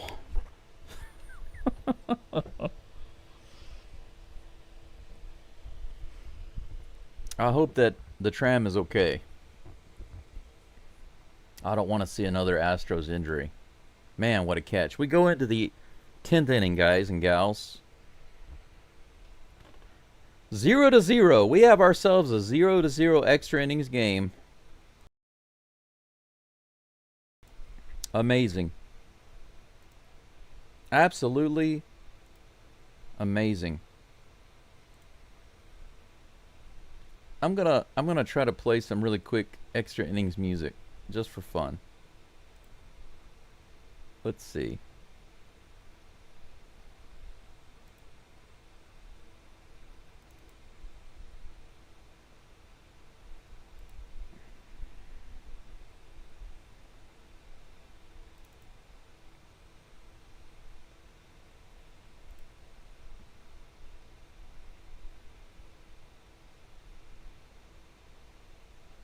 Come on, where's it at? I'm trying to find it. Here we go.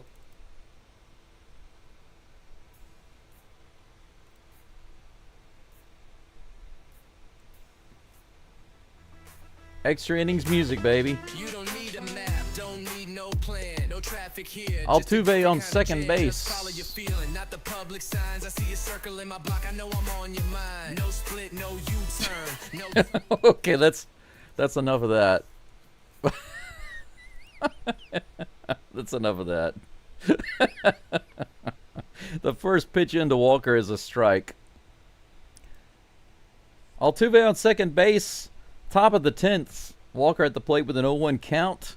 Will Vest on the mound for the Tigers. Low and outside. Ball one. The count's 1-1.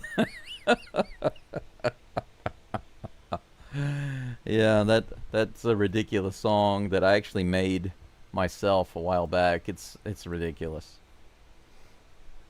Here comes the 1-1 pitch. It lightened the mood, though. At least I think so. Walker hits it to third, and that's going to be an easy throw over to first base. Altuve is stopped at second. He's just hanging out there. Yainer Diaz comes to the plate. Let's see if I missed anything in the chat. Yeah, you're right about the fireworks. Big crowd, fireworks, July 4th, and the Astros destroyed them. Steel Viper, you're right. That was hilarious. First pitch to Yainer Diaz on the way. No, he comes off the mound, fakes a throw to second. Altuve's back. Yep, you're right, Travis. This has been a pitcher's duel with a little bit of assistance from the umpire. 95 in the bottom of the zone. Man, that could have been a strike, but it goes Yainer's way. 1 ball, no strikes. It's nice to get that call for a change. The ghost runner, yeah, I believe I said that, but it's Altuve. Casey might have hurt his arm, but I think he might have landed on his butt, like on his butt bone. His tailbone. That's fouled off down the right side into the crowd. Could have been an opposite field hit. Best records in the extra innings. Astros ranked 3rd, 8-4. 1 ball, 1 strike, 1 out, and runner on second. Yainer Diaz, here's the pitch. He grounds it foul down the third base side.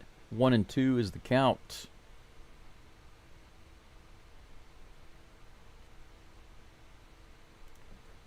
Altuve is a goofy ghost runner. I don't know what that means. Fred says that was very little extra inning music, thank God. Yeah, it was pretty ridiculous. I was looking for something ridiculous. Strikeout run. No, fouled. Whew. I was wondering why he wasn't running, and that's because he got a piece of the ball, thankfully.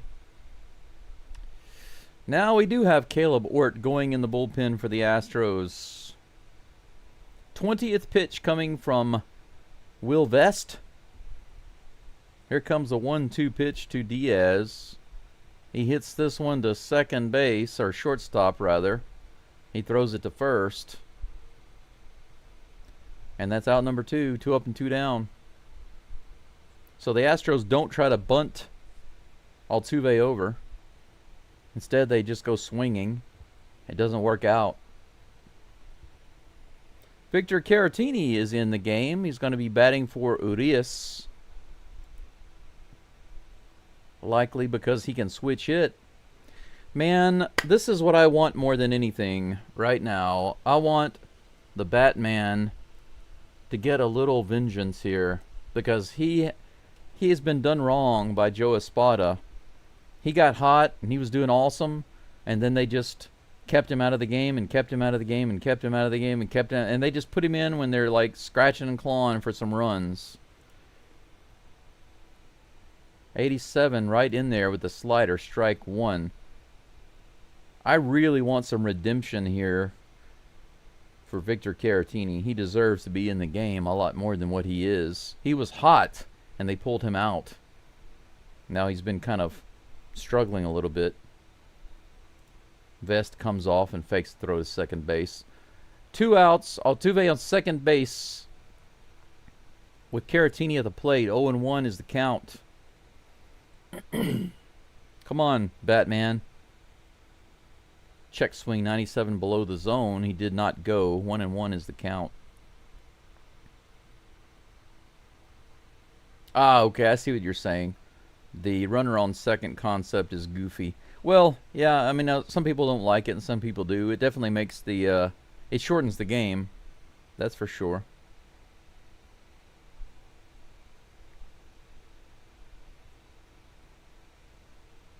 One ball, one strike. Here's the pitch. Caratini fouls that one off on the left side. 1-2. 96 mile per hour fastball. He's probably going to call a timeout right here. Is he? No. He steps back in. 1-2. I guess he's ready to go. He's got that serious look on his face now. Here's the pitch in the dirt. 2 balls and 2 strikes. The slider missing. Astros win in 24. Can you imagine there being 24 extra innings today? Oh my gosh. I'd have to go grab some food. Can I cook and call the game at the same time? That would be a challenge. Here comes the 2-2.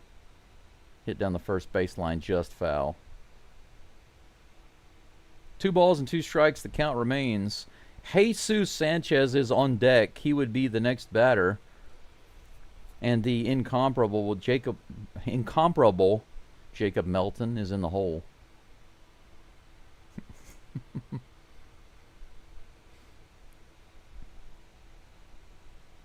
I feel like the Astros don't bunt with 2 outs or with no outs. Swing and a miss by Caratini. And Will Vest goes freaking out after that strikeout. 96 miles an hour just below the zone. Caratini goes down. Nothing doing for the Astros in the 10th. But what I was going to say is I feel like the Astros don't think to bunt in extra innings until they've gone through a couple of innings and not being able to advance the runners with swinging the bat. It's kind of like they forget, you know. Oh yeah, hey, we can sacrifice bunt the guy over to third, and maybe we could even bunt again to try to score him. Maybe we could do that. It's like they forget that they have that option. And I don't understand that. Why do they not think about the bunt until it's almost too late? Why don't we bunt in the 10th inning with no outs and a guy on second base? Why are we not bunting? I mean, look at this game, okay? Look at this game. 9 innings, 0 runs. 9 innings, 0 runs. We have a guy on second base with 0 outs. Maybe bunt the ball? Isn't it a crazy concept?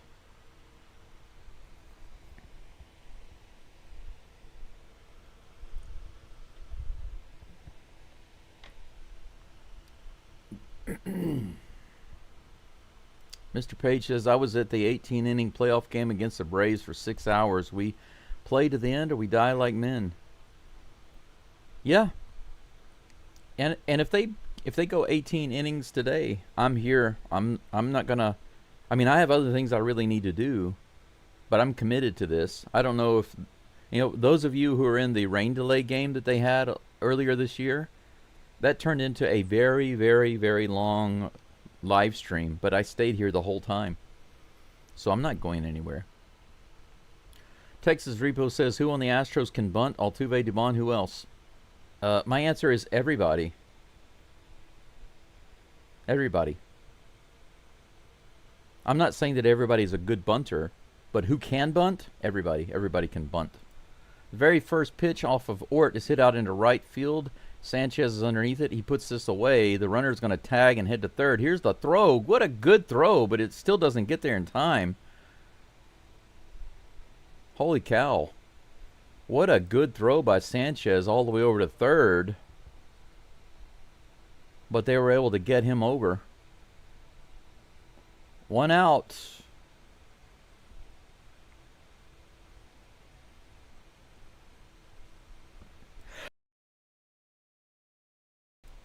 Hi to you, Worthy. Or Worthy.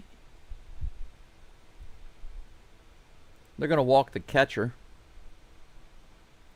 They don't want to pitch to Ibanez.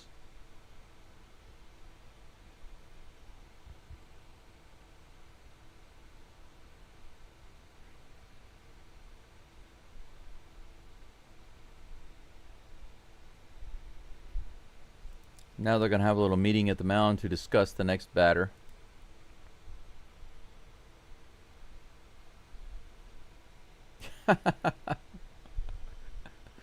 You know, what's funny is that my eyebrows are so blonde, they're almost invisible. Like on the camera, you probably can't even really see them. But whenever I get my hair cut, this actually happened in China. Whenever I would get my hair cut in China, one of my Chinese friends would say, "Did you shave your eyebrows?" And I'd say, "What?" He always said that every time I would get my hair cut. He really thought I was shaving my eyebrows. Swing and a miss. Javier Baez at the plate. We have runners on the corners with 1 out. 0-1 is the count. Caleb Ort in the game for the Astros. Baez takes a timeout.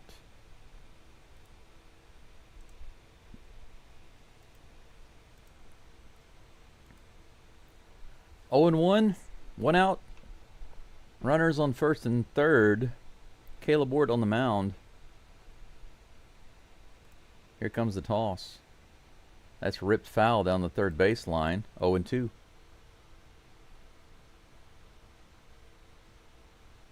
Yeah, Chaz can do it all. He can do all the menial tasks. He is the bunt machine too, right?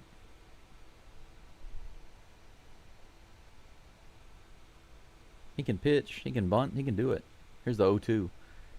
Sweeper outside. 1 ball, 2 strikes.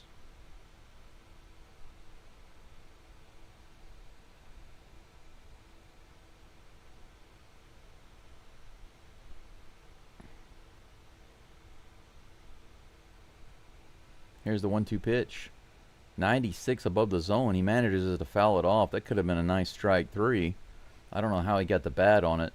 Count remains 1 and 2.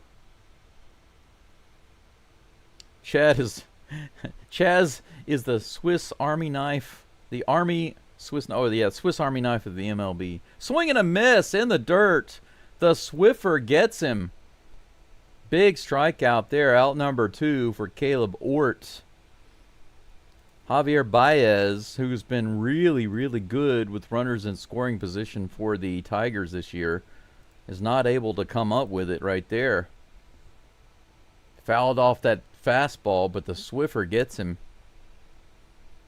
And that brings up Jahmai Jones. Jahmai was a bullfrog. They let the runner steal second. Runners on second and third with 2 outs. 1 ball, no strikes to Jones. Mr. Jones. I guess we can just come up with a bunch of songs for these guys. Here's the 1-0 pitch. 98 just barely off the plate. 2 balls and no strikes.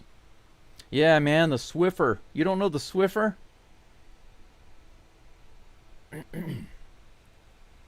It's a dangerous pitch. Here comes the 2-0 in the dirt. Another Swiffer. Speaking of the Swiffer, that one in the dirt. 3 balls and no strikes to Jones. Gleyber Torres on deck.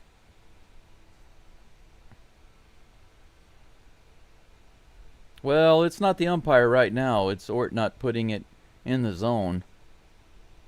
I would say that pitch on the outside could have been called, but it was a ball. It was. In the dirt, ball 4. 4-pitch walk by Ort. Bases loaded with 2 outs.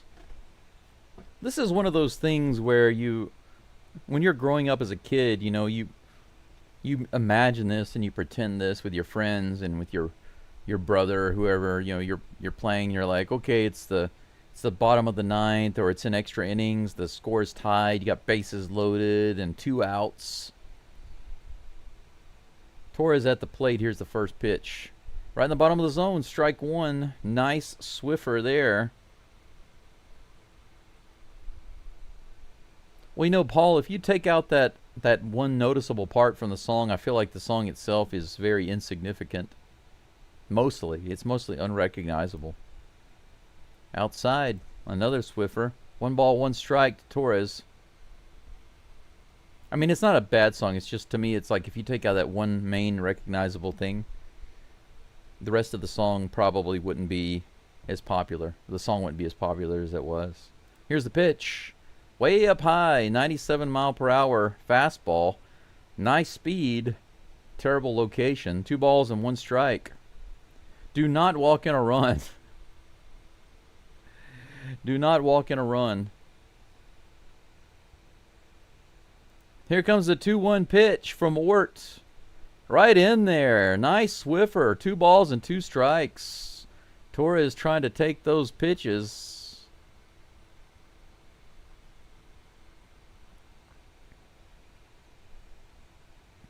Sweet Richard. Is this really Sweet Richard or somebody on your account? If it's you, welcome back. Outside and in the dirt. Holy cow, it's a full count. Yep, that's right. Bases loaded, 2 outs, 3 balls, 2 strikes. Bottom of the 10th. Caleb Ort on the mound facing Gleyber Torres. Is it going to end right here, or is it going to go into the 11th inning? Absolutely amazing. Here it comes, guys and gals. Here comes the pitch. Outside, ball 4. That's a walk, and the game is over. We lose the game on a bases-loaded walk. Caleb Ort walks in a run. Astros lose 1-0 in the 10th. And that's the tell of the game right there. Yeah, Crispy, you're right. Intentionally walking a guy. That helped us out a lot, didn't it? 1-0. We lost 1-0 in the 10th inning. Can you believe that? 1-0 in the 10th inning. I have no words to... I have nothing else to say about this game. I really do. I have nothing else to say. The Astros lose 10-0 and then 1-0. Now, look at the past few games. 12-0 against Baltimore. 10-0 against Detroit, 1-0 against Detroit. That's 27, 28 innings without a single run scored. 28 innings without a single run scored. I am interested to see how many hits. I do want to see how many hits. This game right here is the one against the Orioles. We had six hits, okay? Now let's look at the next game against Detroit. This game, yesterday, Astros had 5 hits. Right over here. So that's 11 hits. And today, what, we had 5? 4? 4 hits. So we had 15 hits. We have got an average of 5 hits per game in the last 3 games. We haven't scored a single run. When was the last inning we scored? It was the game we won against Baltimore, game 2. But when was our last hit? In the 7th inning. Oh no, I'm sorry, in the 12th. Yeah, we went into extra innings. That's right. We did get the hit in the 12th inning against the Orioles. So yeah, there's that one. But yeah, 28 straight innings without a single run scored. 28 innings.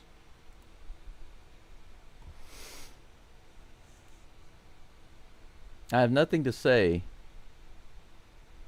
about this game. All I want to do is take a look at the game that I've got to get up early for. This better be worth it. The Astros better make it worth it.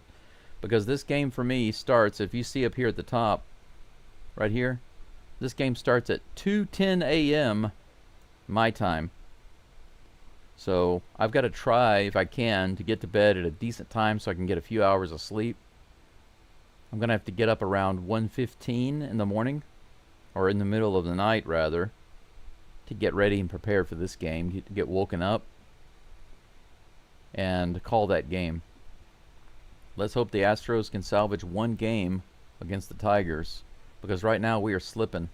It's a good thing that the Mariners are also struggling, because if we're going to struggle, we need the Mariners to struggle, that's for sure. Let's take a quick look at something that's more interesting. Let's shift our focus to what the other teams are doing. Orioles are still playing their butts off. They're tied up with the Red Sox in the 10th inning. Look at this. Bases loaded. I want to take a look at this. This looks interesting. Bases loaded. Who's batting? The Red Sox are batting with 1 out. At home. Wow, look at this. The Red Sox were losing 3-1 in the 9th inning. And Lowe homered to tie up the game. And now they've got bases loaded with 1 out. If the Orioles lose this game, the fans are going to be so upset because they were about to win. And now they're giving it up. That's pretty amazing. This looks like an interesting game, but not for the Orioles fans. Let's go back to the scoreboards. The Stankies are winning 5-2 over the Rays in the 2nd. Athletics beating the Twins 6-3 in the 9th. Brewers losing to the Curbs 4-1 in the 7th. The Draft Dodgers handling the Rockies, unfortunately. Reds and the Angels tied up in the 3rd 1-1. Padres and the Giants tied up at 1 in the 3rd. And the previous game, the Cubs beat the Brewers. It might be 2 games in a row where the Cubs beat the Brewers. Don't want to take a look at that one anymore. Cardinals beat the Marlins 7-4. Blue Jays beat the Pirates 7-3. Blue Jays are up to 74-53 for the season. Slowly pulling away from the Astros. The Mets destroyed the Nationals 8-1. And the Phillies did their job against the Mariners and kept them away from us 6-4. It's sad, because with a win yesterday and today, we'd be 3.5 games ahead of the Mariners. Can you believe that? But At least we're still 1.5 games. We're getting destroyed right now, and we've maintained our lead. We haven't lost any ground at all. Despite getting our butts handed to us, we haven't lost any ground. How lucky is that? We start getting destroyed, and the Mariners just can't manage to pull it off. I love it. You think we're frustrated? Can you imagine how frustrated the Mariners fans are? The Rangers lost to the Royals 5-2. They are 62 and 65, continuing their path towards mediocrity for the season. And I don't really have anything else to say about this game. It was definitely a pitcher's duel. And there was some bad calls by the umpire. And they even tried to give the Astros some grief with their on-the-field calls. Luckily, those were overturned by proper crew chief reviews. But overall, not a very impressive game. I appreciate you all joining today. I don't know what else to say, and I don't really have anything else to say about this game. I'm going to forget about it and go do other things.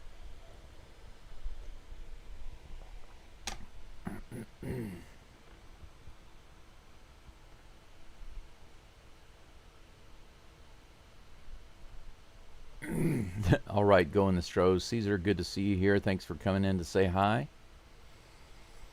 Yep. Travis says, these umpires, this game, I don't think you're bad luck. It's just the way it's going right now. Astros need some time to get settled in. They need to get their team gelled together and get some things worked out. They've got some things to figure out. But like I said, look at the bright side. Despite playing and getting, the assistance from the umpires, we still have first place by a game and a half. So there's always that. Your eyebrows. Say goodbye to your eyebrows, Worthy. Send pics. Yeah, his nerves might have gotten to him. It might have been too much for Ort. Not a high leverage situation guy, not typically. He was out of his element. Kind of wondering why they didn't have Abreu in there for another inning. I guess they didn't want to burn him out. That's what happens when you don't have many options.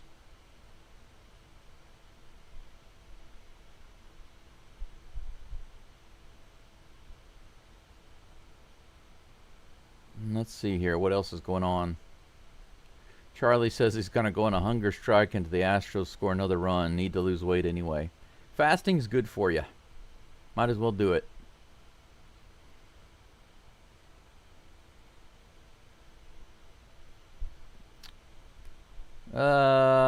I don't know, Crispy. I'm not going to argue whether or not intentionally walking the batter was a good move. But you can't assume that you're going to have bases loaded and walking a run,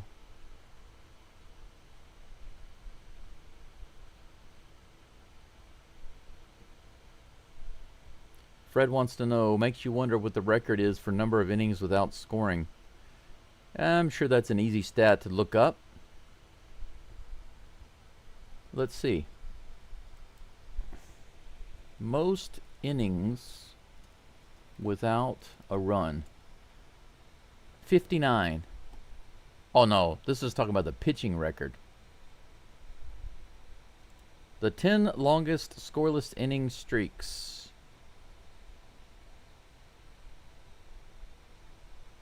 These are by pitcher.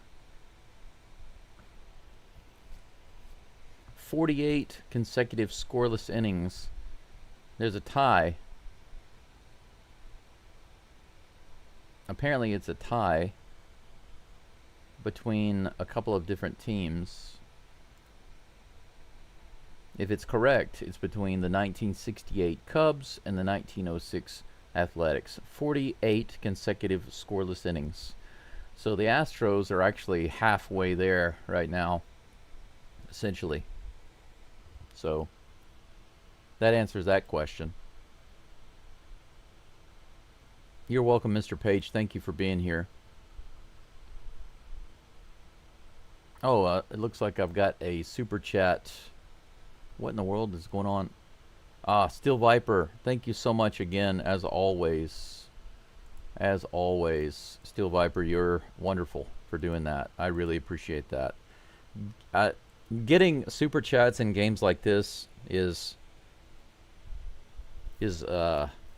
unbelievable, but highly appreciated. A lot of people don't feel like doing anything. It's kind of like when you are betting. I always think about when you're betting. You know, if you're winning and getting more and more money, people start getting happier and throwing more and more money around. But whenever you're losing, you know, you start withdrawing, you start getting out of it, right? And when the Astros are doing bad, my subscriber counts stall. They just stop. Likes go down, views go down, and super chats, donations go down. So that you're able to look past all of that and still support the channel is greatly appreciated. Thank you so very much.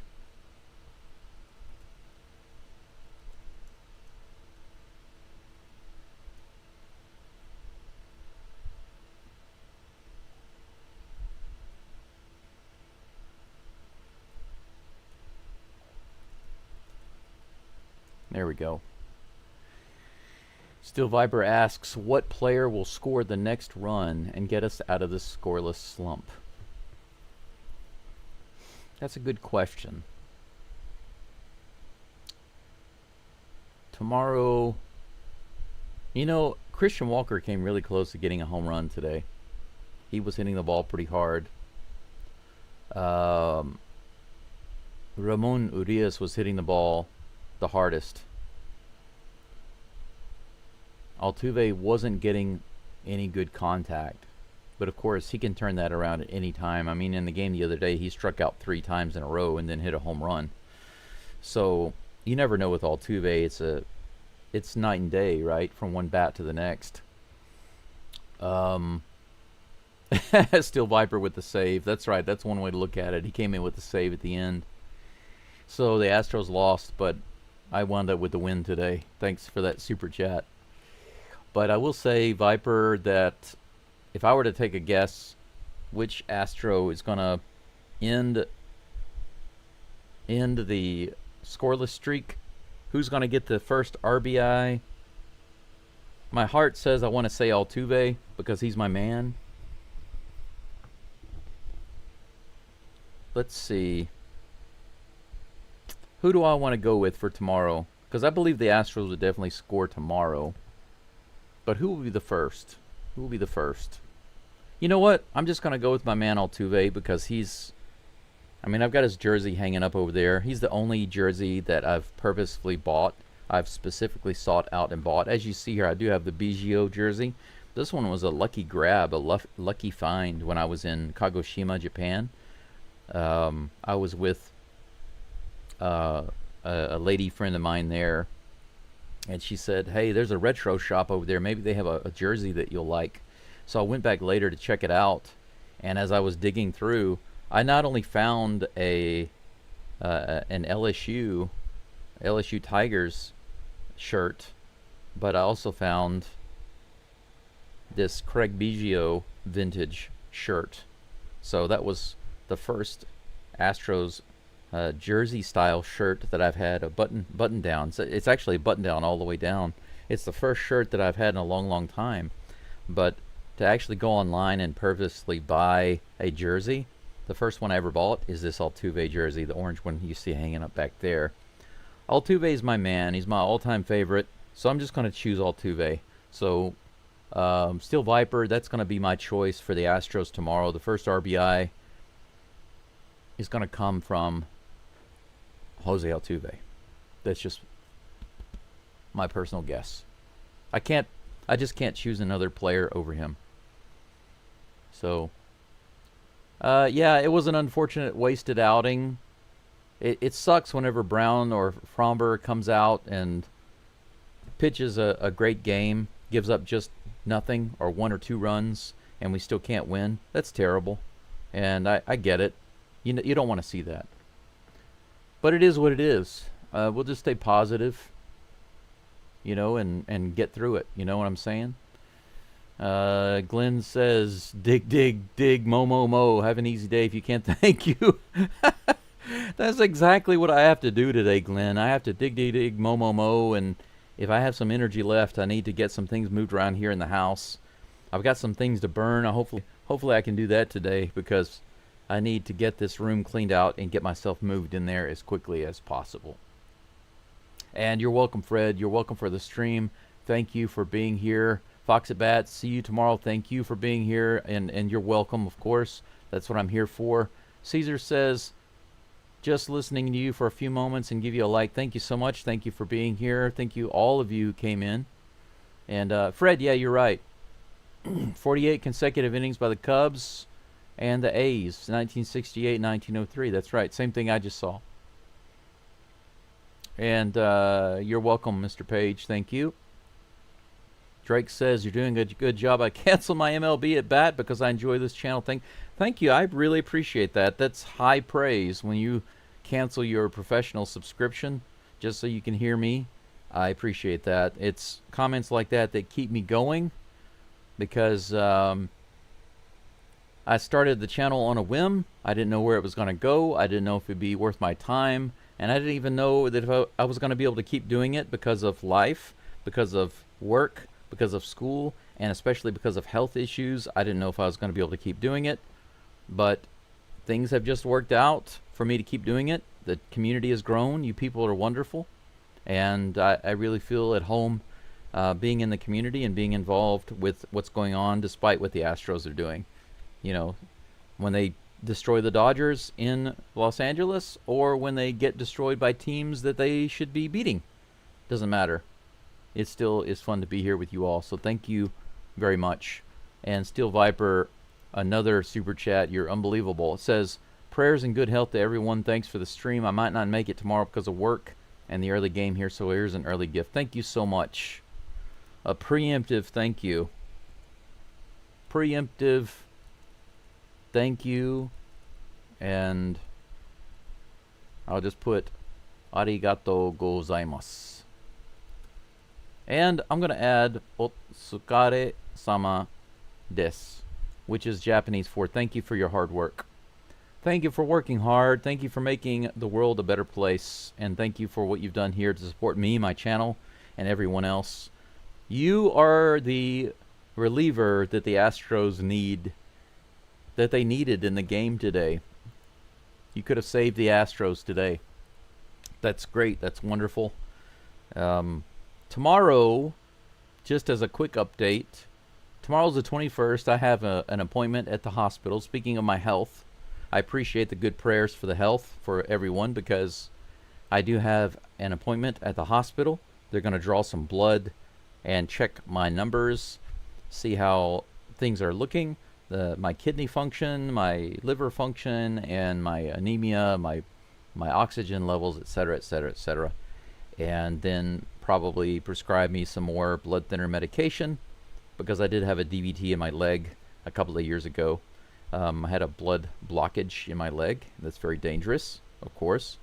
I was in the hospital for a couple of months, but more than likely they will just do what they usually do the blood test, say, yeah, you're so-so, and here's some more blood thinner medication. That's probably what will happen.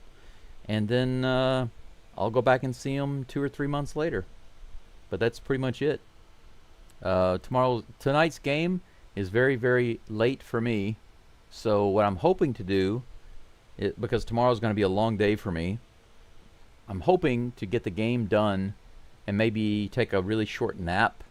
And then I'll have to get up and go to Hiroshima City, to the hospital for my... Actually, I have several things to do.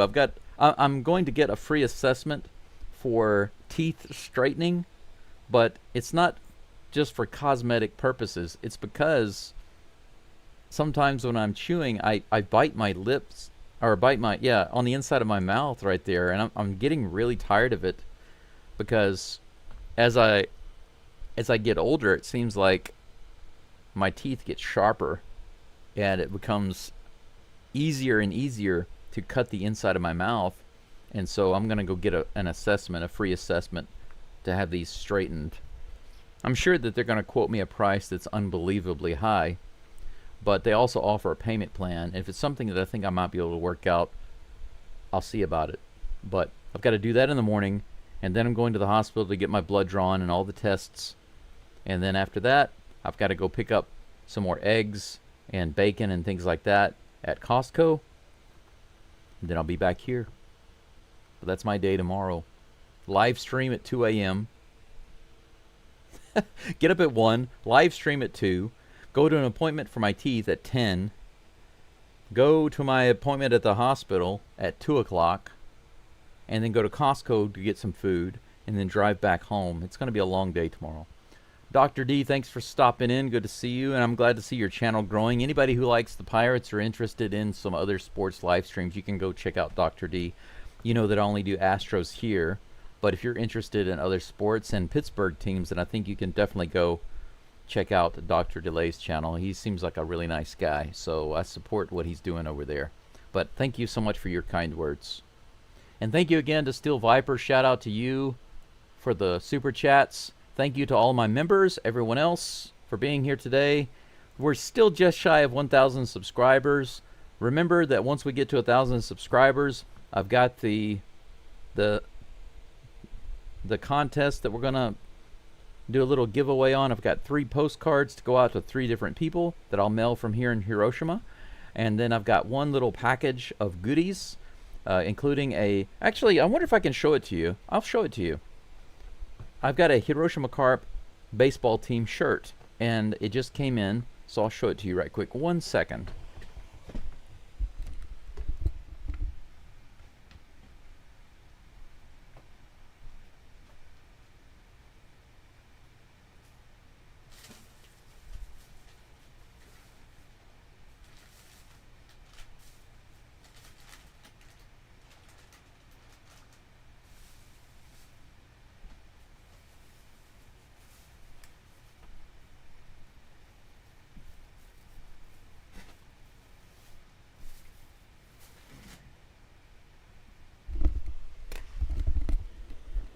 All right. So, I think I told you, yeah, I definitely told you before about the postcards. I've got 3 postcards here that I will mail to a few lucky people who get 2nd, 3rd, and 4th place in my drawing. I'll mail these postcards out. But for the lucky person who gets 1st place, I'm going to have a few snacks like this. This is a Japanese corn snack. It's very tasty. It's kind of like bugles in a way. I'll put these in the box. Also have like, these are really, really good. These are coffee coated, candy coated peanuts. Very delicious, made in Japan. And this is another Japanese style snack. Very interesting snack. I decided to include this one because this is a very Japanese style snack that you probably never had before. But it is very interesting and very yummy, probably unlike anything you've ever had. Very light snack too, and I'm going to put this in along with the other items. And of course, this is the main item. I can open it and show it to you. I was looking at the jerseys, but the problem is with the jerseys is sometimes they just say Carp, and sometimes they say Hiroshima on the front. And I really wanted one that said Hiroshima, because if people just see you wearing a shirt that says Carp, a baseball jersey that says Carp, they don't know that it's from Japan. And I wanted people to see that your shirt is from Japan. And so what I decided to do was get this shirt. This one here is a Hiroshima Toyo Carp baseball shirt, baseball team shirt. Team was established in 1949, as you can see. But on the back, it does say Carp right there at the top. And this is a vintage item type shirt. It's not brand new, but it is a very cool, well taken care of vintage style shirt. And the size, actually, the Japanese size, I believe, is extra large. Yes, it's extra large. I think in US sizes, it's maybe just a large. But anyway, this is the shirt that I'm giving away for the person who wins the drawing, first place drawing. So the winner will get this shirt plus a few snacks, and I'll put that together in a small box and ship that from here. So you're welcome, Dr. Delay. Anyway, that's it for now. Look forward to that. As soon as we get over 1,000 subscribers, I'll go ahead and set up the drawing and we'll give this stuff away. But for now, that's all I have to say about today and today's game. I look forward to seeing you in about 13 or 14 hours for the next game. I hope you all have a great morning, afternoon, or evening wherever you are. And let's hope for at least one game to be salvaged with Game 3. Until later on, go Astros, and I will see you tomorrow's. Bye-bye for now.